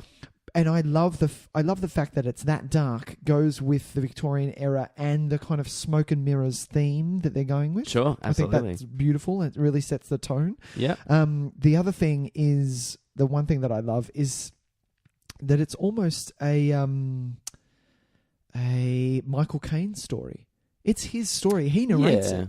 You know, it's him telling you about these magicians. Yeah. You know, and I love who doesn't love Michael Caine? I love Michael Caine, and he's doing a really interesting thing in this. But yeah, what was the thing you didn't like? Go on. See, but the things I don't like are like what I was. But you like to nitpick. Yeah, it's the questions like I was saying before, where they're not plot holes, they're just they're choices of story that to me are designed purely for narrative momentum and not for so Scarlett Johansson's thematic purposes. So as in, we need to get from A to B, let's just say this. Yeah. And that gets us there. Yeah. And it's kind of not important. Like the simple fact that getting Borden being arrested, to me, it's so entirely circumstantial. Yeah. Like, just because he was in the room at the, Does that make end, it, I'm like, they're all so quick to say that he murdered him, yet it's like, what? How would he have possibly set that up? Did he wheel a thing of water in there? Yeah. Did he all these kind of things that I'm like, it's irrelevant. What's relevant is that he is arrested. Exactly. So it's kind of like, but to me, I'm like, But that's when Michael Caine's character kind of fills it in with, no, this water tank had to do with them. The reason that he's in this water, blah, blah, blah, blah, blah. Yeah, of course. Yeah. But, just like, they're the parts that I don't think... well, this is the thing, though. I don't think Nolan cares about this stuff. And that's fine. That's actually... Doesn't care about what? Doesn't care about how he gets from A to B. Well, maybe not even A to B. A to A.1. Oh, okay. Like, but when he knows he has a thematic purpose to an event, how he gets to that event is less important than the event itself. Okay. Do you know what I mean? Yeah. Because sometimes what's super important, what is the most important thing is that Borden is in jail. That is the important thing because that's where he needs to be at that point. Yeah. How he gets there, we are just told, well, he's framed for the murder. Yeah. The logistics of the framing of the murder, bit wishy-washy. Yeah. But they don't matter as much. And that's where... But this is funny. The funny thing, why I bring this up as being a nitpick, but also something that I think that's how I feel about movies. I think I'm very forgiving in that way about, especially about Christopher Nolan because you love him. I love his movies. I really do. I love that his movies are these huge, expensive Hollywood machined films. But they are written so by him. thoughtful and so cerebral, Yeah. and everything about them. We can have hour-and-a-half conversations about his movies because absolutely. and not even begin to scratch the surface because he wants to say so many things, and like, so I forgive that kind of stuff. Do you know what I mean? Because I'm like, why not, man? You know, something like Inception, which is like just this huge, like $100 million massive, blockbuster summer movie, which should just be kind of empty, has got so much shit going on in it. And so much to talk about, and so much like thoughtful, deep, like whether or not you're on board for that is a completely different thing. And if you don't like his movies, that's fine. Oh, you don't have to like totally. But for me, from someone who, and we talked about this a couple of weeks ago, I think last week when we were talking about Dawn of the Dead. Yeah, my movie-going instincts lie in action cinema. Oh, okay. I think more than anything else. I think that's where that's the movies if I had to pick a genre, it would be action, I think. Right. Christopher Nolan does action as philosophy in a way. Yes, that's true. So he can turn a genre film into something far more deep and thoughtful than maybe you would expect from it. Yeah, that's really and true. that's why I'm always on board for his movies. Yeah, well done. That was well said, Tys. Oh God! That was Hey, I've got a question for you, man. Oh, I like questions. Go on. What do you reckon he would have done? What do you reckon Angiers would have done if Borden didn't show up after 100 shows? He would have there would have been a way that he would have specifically gone to him and because Borden invited him. nearly has it. He nearly did. Exactly. He has that moment where he says, "Do not go to the show. Don't go again." We're not. And it's funny we're because done. it's Borden 2.0 that goes. That goes. Yeah, exactly. It's not of course. Borden 1. No, of course. And it shows you the difference between the those kind brothers. of the more gruff, the more impulsive one. Yeah, but he's more driven, I feel. The Borden 1 kind of, he's okay, he's gentler, he wants the family life. He fell Borden in 1, love I with feel him. like kind of would have settled down with Sarah. I Exactly. reckon. He totally would have. He would be willing. Gone, He no, probably I'm fine would with be a bullet willing to give it catch. up at the end. Exactly. Where Borden 2 is the one where, no, he's the one that's hell-bent and driven, and he's more the one in the rivalry with Angier, I feel. Sure. So to answer your question, I think I feel that Angier would have gone to them, to him, to Bowden, and said, Is there "I'm any inviting circumstance where Angier would have let it go? Do you reckon? No. No? He's way too far gone Sure. by this point. Way too far gone. Like he said, like it's not even about him being a magician anymore. It's about, which could have been shown really, but it's about him beating this man. It's more about the rivalry than it is about the magic, which is essentially why he is just the sad character. It's really sad. Yeah. Yeah, 100%. But yeah, more questions, Tys. I like the questions. Well, I was actually just going to kind of mention a few little dialogue moments that that just kind of blow my mind, really. In a sense, and this is kind of why I would never call this movie one of my favorite movies. I love it, right? I love it as a piece of film. Yep. Like I said before, it's almost like an experiment. To just see just to show you what can be done with cinema. Well, and it's almost like a bit of a middle finger to your audience, this film. Because it is one of those movies. Why do you think that? No, because he is so almost cocky about how he gives everything away. Like he's almost trying to prove a point. He's almost like, look how much I can get past you. This screenplay... No, but you're seeing that you're seeing that on the third watch. This is what I mean, though. Okay. But you've got to understand, just because I'm noticing it on the third watch doesn't mean it wasn't always there. Absolutely. He has... but it's beautiful. Look. It's a beautiful No, way. but it depends how you want to feel. You can get defensive about it and go, well, fuck you for just being a dick about it. But, I respect it entirely because it is so fucking skillful. Yeah. But, there are moments... It blows my mind. Like, the dialogue... There's a dialogue scene between Borden and Fallon... Yep. Where Borden says to Fallon, she knows, blah, blah, blah. Yep. And we're led to believe it's that she knows I'm having an affair. Whereas we are. Whereas she knows that there's something weird with the two of us. And that whole thing about maybe you can go and talk to her, it's him saying, take off the makeup, go and be me, or go and be us, but convince her that you were in love with her because we're losing her. Yeah, exactly. Well, that's what I thought it was. Well, that's exactly what it is. But you've got to think about it. You've got to see it from a first-time perspective and go... She knows about the affair. Yep. There's a wonderful line. That's true. Where Rebecca Hall's character, when they talk about the... she says... he shows her a trick. Yep. And she goes, oh, well, it's so obvious once you see it. Mm. Yeah. And I'm like, when I hear that in my head, I'm like, movie.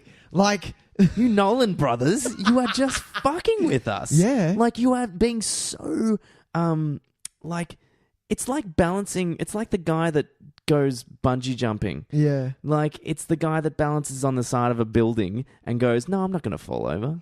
I've got this. Yeah. They are dangling the most riskiest lines. They could, like, they are so close to giving away this twist. It is risky. The whole film. But it's so it doesn't good. happen. It's so good. And they're on this perfect line where every single line of dialogue, that it's like the what we were talking about before, like the where's his brother? Oh, he's a clever one, isn't he? He's a clever one, isn't he? Christian Bale's face when he says, but what about his brother? We are led to believe that it's him just being, what a smart kid. It's him. But it's not. It's more than that. It's him having a moment of like, God, this kid... Maybe my trick won't work. Yeah. If a kid can see this. Exactly. We're just the birds in this situation. Yeah, exactly. Like, there are so many of these lines that are Christopher and Jonathan Nolan saying, here it is, audience. Are you going to get it? No, you're not good enough. Sucked in. We're going to keep going. And like, you've got to, like, in some ways I admire the bravado of that. But in other ways, I'm like, oh man, you guys are dicks. But like, no, they're real great. Dicks about they go it. good. You know what I reckon? Like in some ways, it's like because they're exploiting the audience. They are exploiting our preconceptions. Yeah. And like, I'm obviously a movie lover, so I'm on board for that. Yeah. Like, I'm like, that's absolutely fine. But I can see why some people wouldn't like this movie because it is betraying the audience's trust in a way. It is. Because we've built up this certain amount of. It's like when I was something we talked about last week, how with cinematic language, how I expect certain things.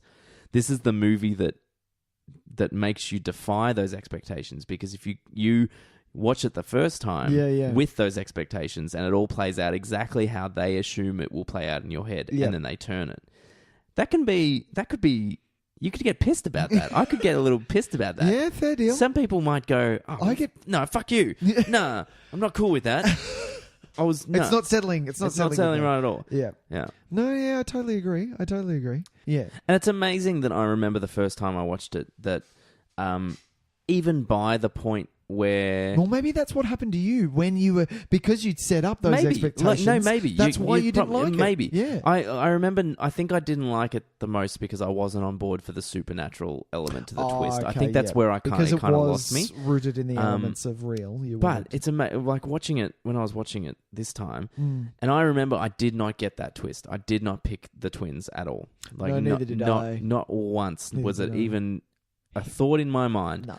Watching it this second time, the scene where the camera stays on Fallon while he's in the prison. Yep. And he's visiting, and Fallon starts to tear up. Well, that's where It blows my mind that I did not figure it out then.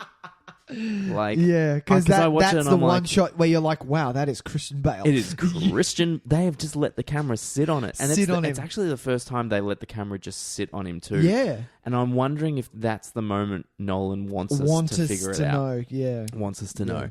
But it didn't happen for me. I remember it didn't happen until it was clear as mud. Yeah. And then I was like, oh, for fuck's sake, how did I not see that? And... I remember I showed this movie to my mum, and my mum has some way of she's one of those people that goes, oh yeah, it's the brother. Oh, I hate those kind of people. Are you fucking serious, mum? It's the brother. I'm like, mum, what?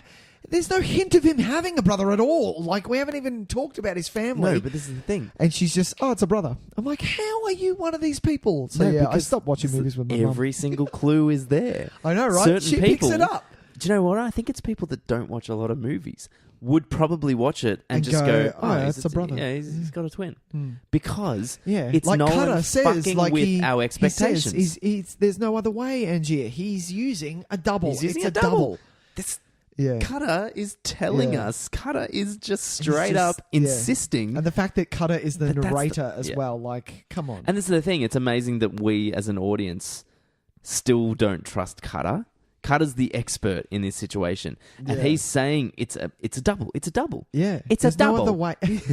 Well done. He's going full Michael Caine. Yeah, but because our cinematic expectations are to go with the protagonist, who true. at that point is Hugh Jackman. Yeah.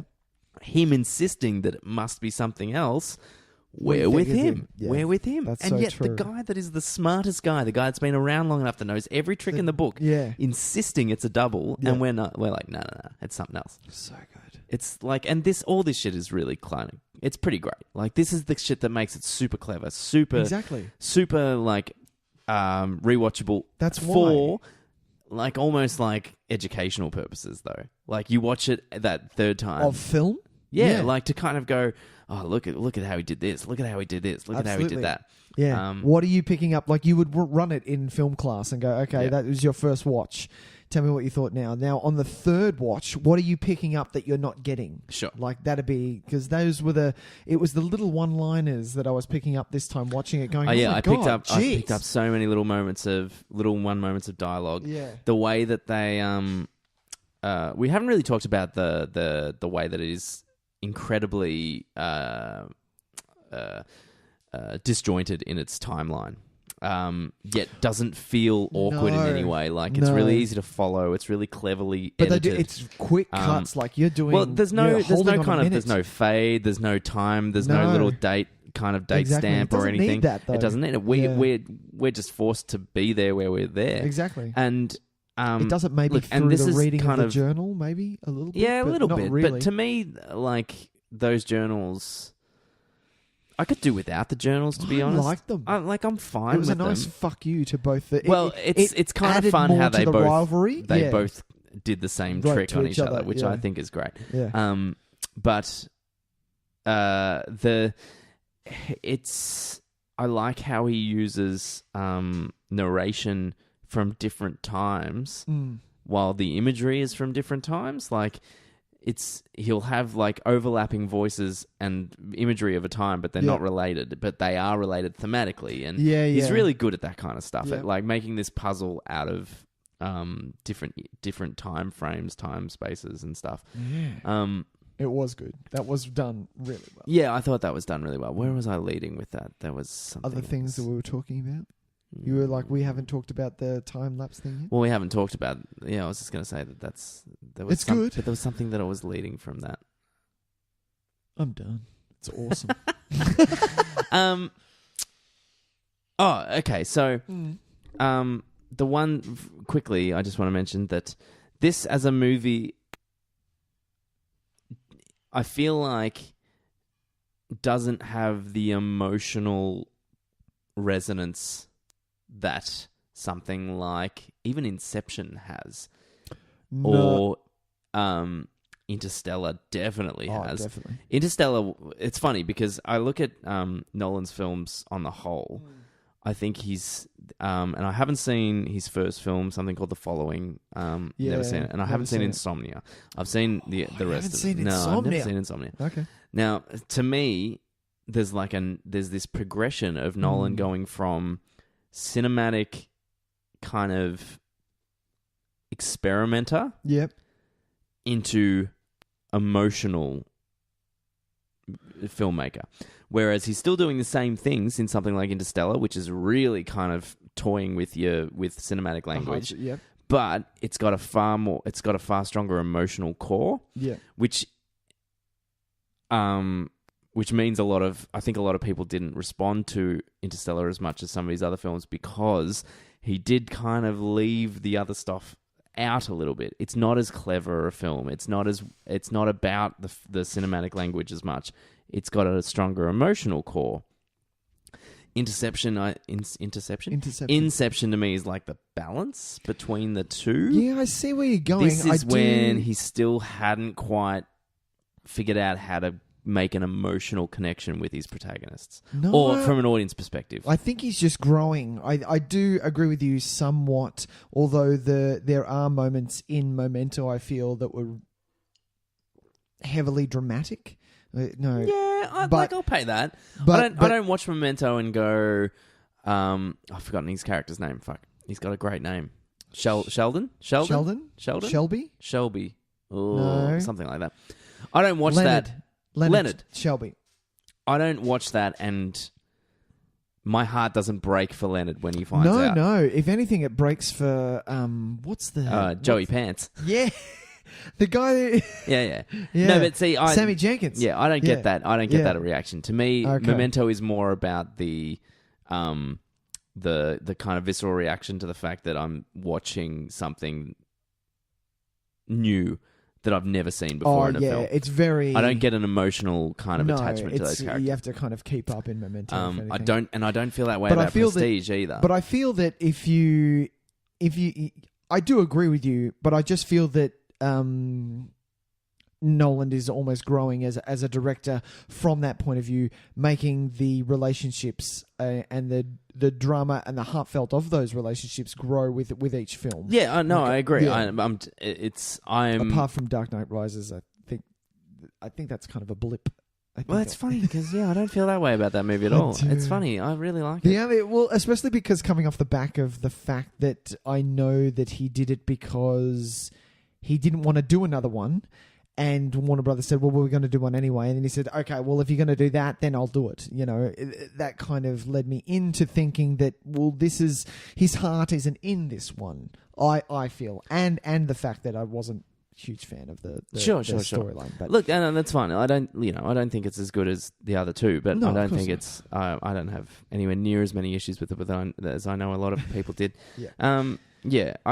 But no, I do agree with you. I'm excited for the time growing. where he matches his kind of cinematic intelligence with his emotional connection. Yes. Where we can have a movie that is legitimately as clever, in air quotes, as The Prestige, but as strong an emotional core as Interstellar did. I'm excited Getting for to that film. level, that does both. That's very true. Because that's going to be something else. Special. Like That's really, going to be something another else. Memento. Yeah. Well, see, and this is the thing. I didn't feel that way about Memento. I think No. I'm talking about Memento being a film that we had literally never seen before. Oh yeah, like as a bit of a checkpoint in time and history. That is a like a cinema class. Yeah, absolutely. Film to watch. You know, I'd say Inception's the closest, mostly because I think he really nailed the Cobb and what is her name? I hate her name. Mom. No, I hate it. Ma'am? It's as horrible. It's a horrible name. What is her name? Maud. Mal. Maud. Maud. We're gonna call her Maud. She's suddenly an So you're gonna 80-year-old call- English lady. You're going to call Mariana Coulthard one of the most beautiful women in the world, Maud. Yeah, why can't we do that? Yeah, We're not doing that. That's their. Oh, we lost Tyson. Their relationship, I think, is the closest thing intense. to That was the most the combination gut-wrenching of that we're talking about. I think because I think he full handled that really on. well. That moment in Inception where thing. Oh, cough it out, Tyson. where they on the flashback, windowsill, the way like on the windowsill. Yeah. My God. Oh, well, see that's beautiful. I think when you find out about their story, how they spent an eternity in there, in there together, and then finally made the decision to die together, to escape to come it. back to, and then the way that she never actually came back because she couldn't let go of it. I think that's just gorgeous, Full and it on, breaks my man. heart that whole sequence. Yeah, and it just that's adds layers to Cobb and that's I think whole... and We're I don't want to movie. rate We're gonna them, do this movie, but I think Inception's the better film of all of his films. Is it the best of his films? It is for me. Yeah, it is for me. Too. Very closely followed by Memento because I have a major bone for Memento. Am I going to say bone? No, sure. I think the well because I'm drawn instinctively to movies that make me feel Okay. I think Interstellar is probably my second. I think he's Okay. second favorite. His, which was. Whoa, I was man. amazed by how I was crying Yeah. like It was full. like gross man cry during that movie, and I did not expect it at Really? all. It really. I probably wasn't only because I was hit in a the level with me. cinema. I never gross man cried in the cinema before. Sure. Yeah, but I do see where you're going from the fact that you do like it from a how do you put it? A heart-wrenching. Well, I guess Is it's it just more having emotional? an emotional connection. More Okay. with Well, the I narrative. see it. I see Inception. I do have that emotional connection because of Mal and DiCaprio's character Cobb. Yeah. But yeah, Memento for me because of, like we said, that landmark is that the right? Oh, is the yeah, right- sure. Of No, no worries. a film. Very good. Which I All right. love. Well, I reckon that about wraps us up, man. I feel like for a film that I picked, I didn't talk about that at all. That's good, man. I feel like we might not have added much new to the conversation about No. Prestige, but because it's, if you remember, there's every man and his dog has written some kind of analysis of Prestige on the internet. Yeah. or an Most of essay which on I don't not agree with, but I read a few of them.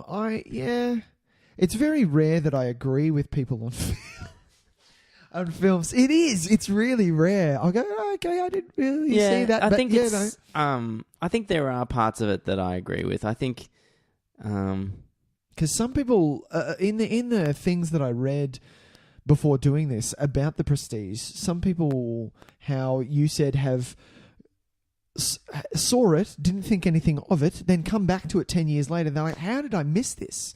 Do you know what I mean? Like, so engrossed with watching this film again. My God, how did I miss the Prestige? Whereas on even including, what was his first film? The Following. Just Following or something. I think it's just called Following. I don't know. The Following? But that's that television Oh, series. no, there you go. It's called Following. Okay. But yeah, even including that, Prestige is his least rated film. Like, I read that. Well, and this is what I think I was saying before, is that I think on first watch, yeah, I don't think people are going to go, that, oh my God, that was amazing. That twist is entirely satisfying. Yeah. I think it's only if you go back and watch it again and you realise that you were actually told the twist multiple times. Yeah. It is there for you to see. And so I think reviews, that's why I think Illusionist was reviewed better, because it is a much more straightforward story. Yeah. And I think the Prestige, just as it's, as a lover of film, if you are a lover of film, you're going to get this so much more than some other people who, love Twilight. Sorry, I'm going to go back to it, especially because my friend Tys has seen it. No. Some people I need to make fun of. Come on. Sure. No, that's fair. Well, that about wraps us up. So why don't we get to some stream crossing, my man? Crossing the streams. That might be it. That was a good one. That might be the one I sample when I finally I think we can do it better, huh? especially because both of us have had voice classes or singing classes at some point in our lives. Singing classes. Is that what singing you call classes? Would you call it that? Sure. Why not? Yes. Mine is a bit weird. Hey, you go first, man, because I'm still picking mine. You're still picking yours? Yeah. Okay. Well, my crossing the streams this week, ladies and gentlemen, is from Stan. I'm going to pick a Stanner. I'm doing a Stanner too. It's now okay. This is a little bit controversial. Do you know how many times you say your picks are controversial? Yeah, I like to say it.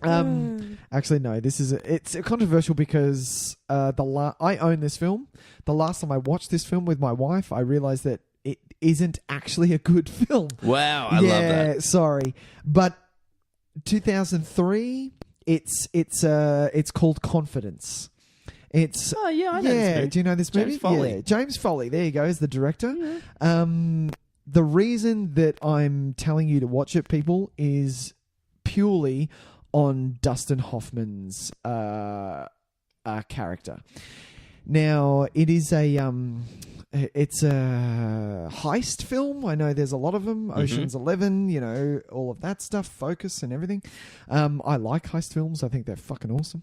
But this one is okay. But the reason you're going to watch it is because the antagonist, which is Dustin Hoffman,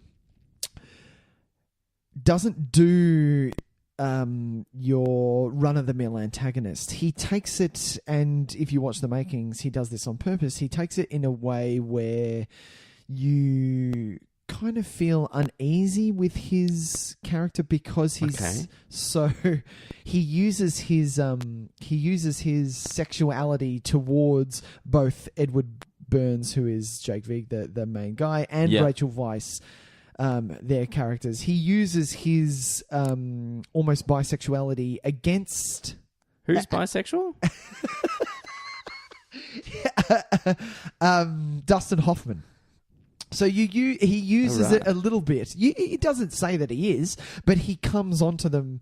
He uses his sexuality against them. Yeah, Does that make sense? Yeah. So okay. I like that he used that. You know, he comes on to Edward Burns, you know, quite hard, and he uses it against Rachel Weisz as well. You know, which I love. I just love that it's different. It's a different take on a bad guy. You know, it's not your stock standard, he's the badass that kills people.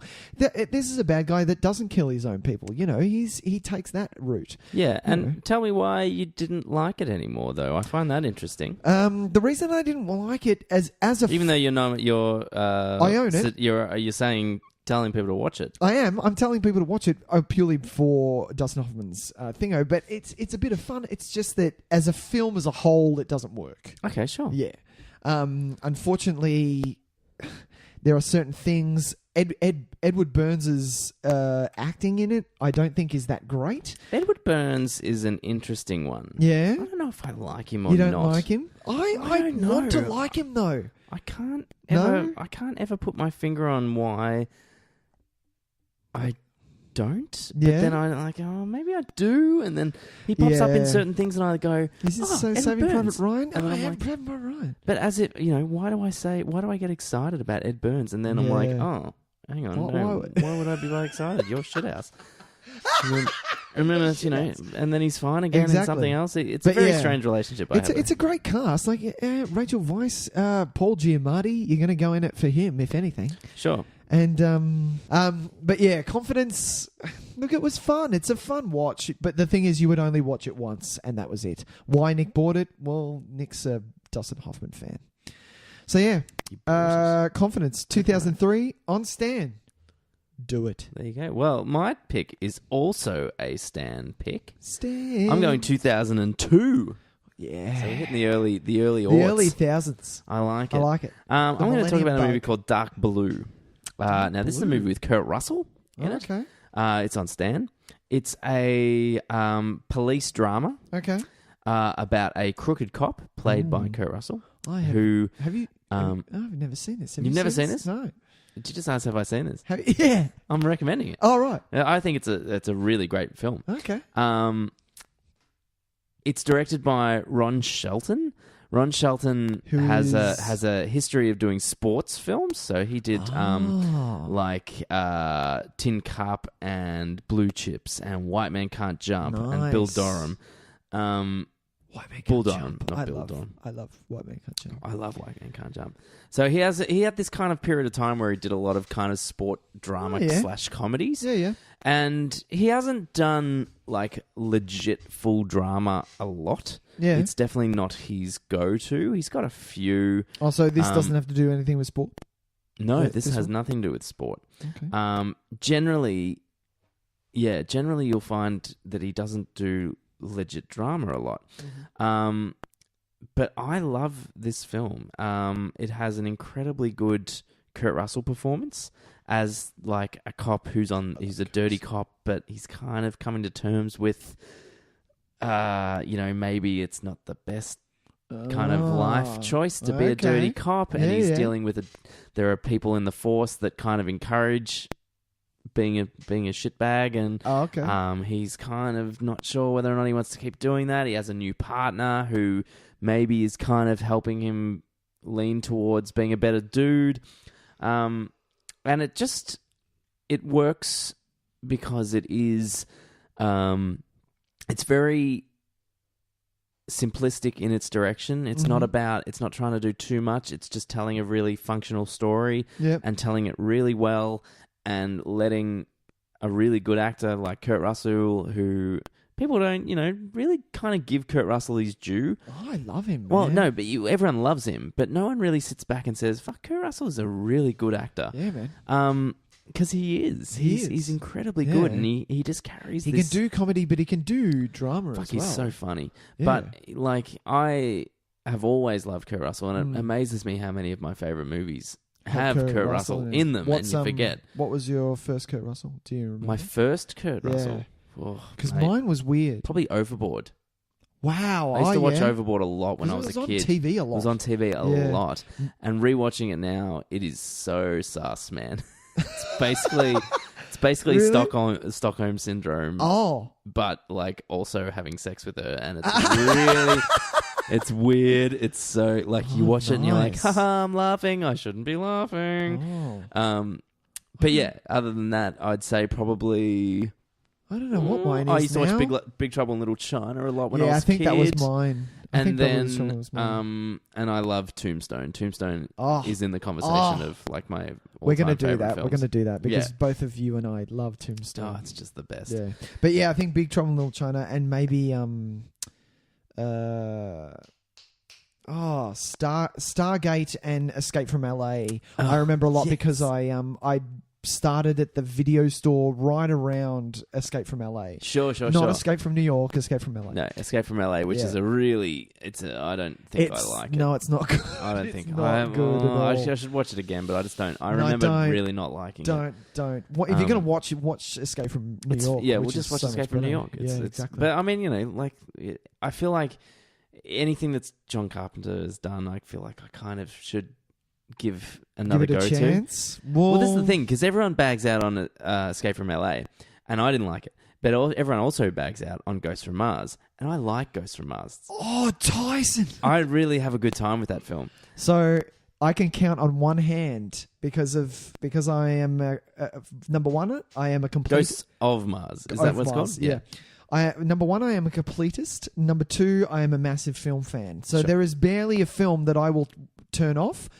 Ghosts of Mars, I have turned off. Wow. Yeah. All right. Yeah. I remember watching and go, what the fuck is It's funny, man. John Carpenter has a weird thing where some of his shitter movies speak to me, and some of his better movies, I'm like, yeah, I've seen that and I'm okay. I know. Like, vampires? Oh, John yeah, I Carpenter's remember Vampires. that. Yeah. I've watched that far more times than any human being should have.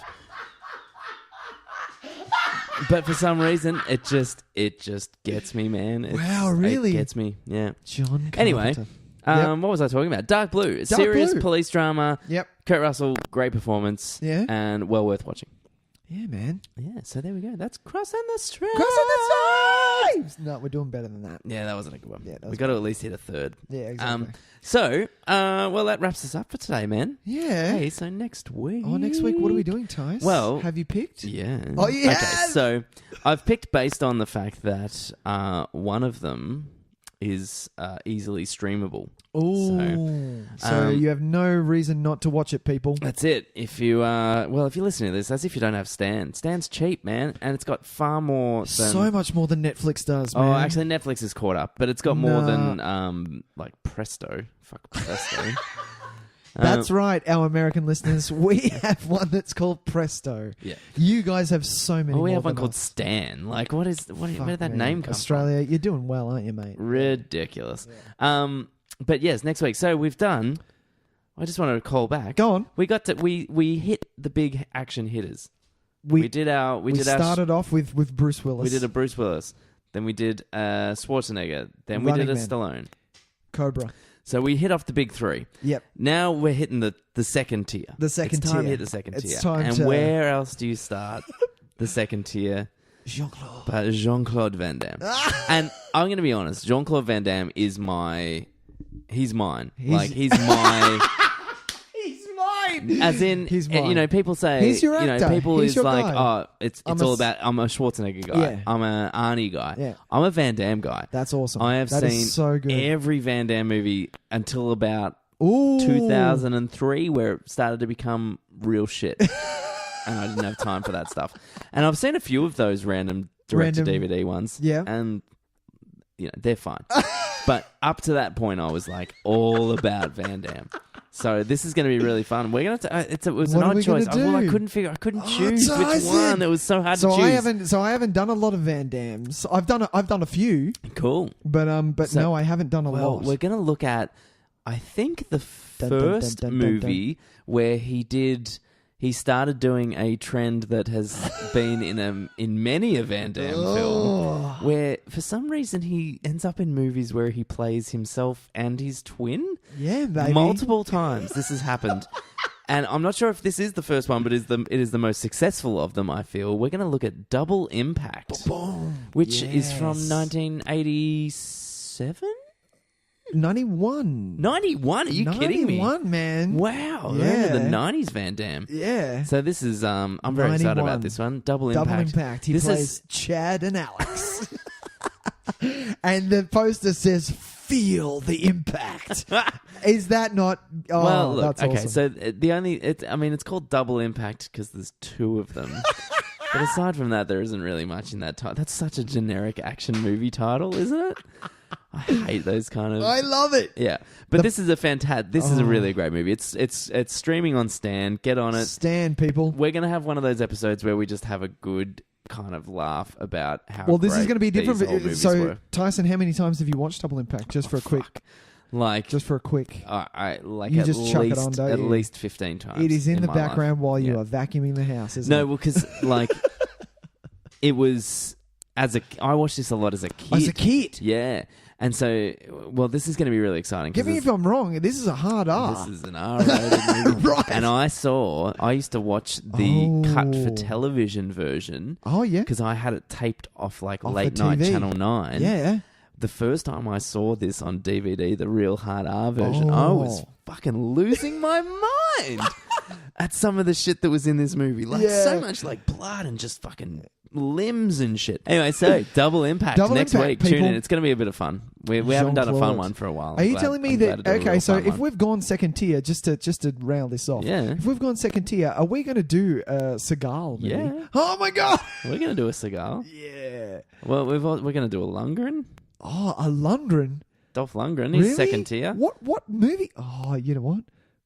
We're going to do He-Man, Masters of the Universe. That's not a bad call. That's cool. Who else are we going to do? Seagal, Dolph Lundgren. We should do a Chuck Norris. We should do a Norris. I think That'll we should be do it. awful. It's going to be real hard work. I don't want to do it. We need to do another...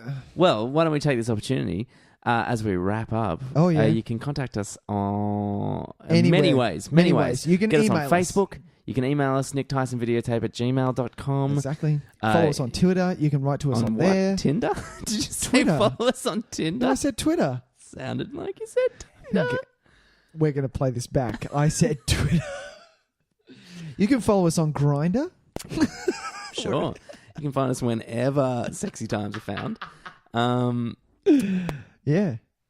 But why don't you, the listening The audience... listener audience, please. Who is your favourite, B-level action star? Or even A-level, if you've got one that we've missed. Or not even. If you're sick of the 80s flavour that we're doing, tell us a movie to review. Go on, Sure. dare it. No, we've been all right. We've mixed it up a little bit. We've had a couple. Mix it We've up. been I'm mixing just up pretty saying, good. if you're wanting to do us, wanting us to watch something, and to make it the feature presentation, write us in and tell us why we need to make it the feature presentation. That's it. We would love to hear from you. Absolutely. Otherwise... But that's it, ladies and gentlemen. Nick Tyson Videotape. That was so weird. Is that weird? Why was that weird? It was like... But that's it, ladies and gentlemen. We're signing off. We're ladies and signing gentlemen. off. This is our last shit. No, No, that's what it sounded like. We'll be back next week. Yeah, we're going to catch you next week. Yeah. See you, Nick. That was a good chat, man. Have fun, peeps. I'll see you later. I'll see you later, Tyson. Bye. Bye. Bye. Bye. Bye. Bye. Bye.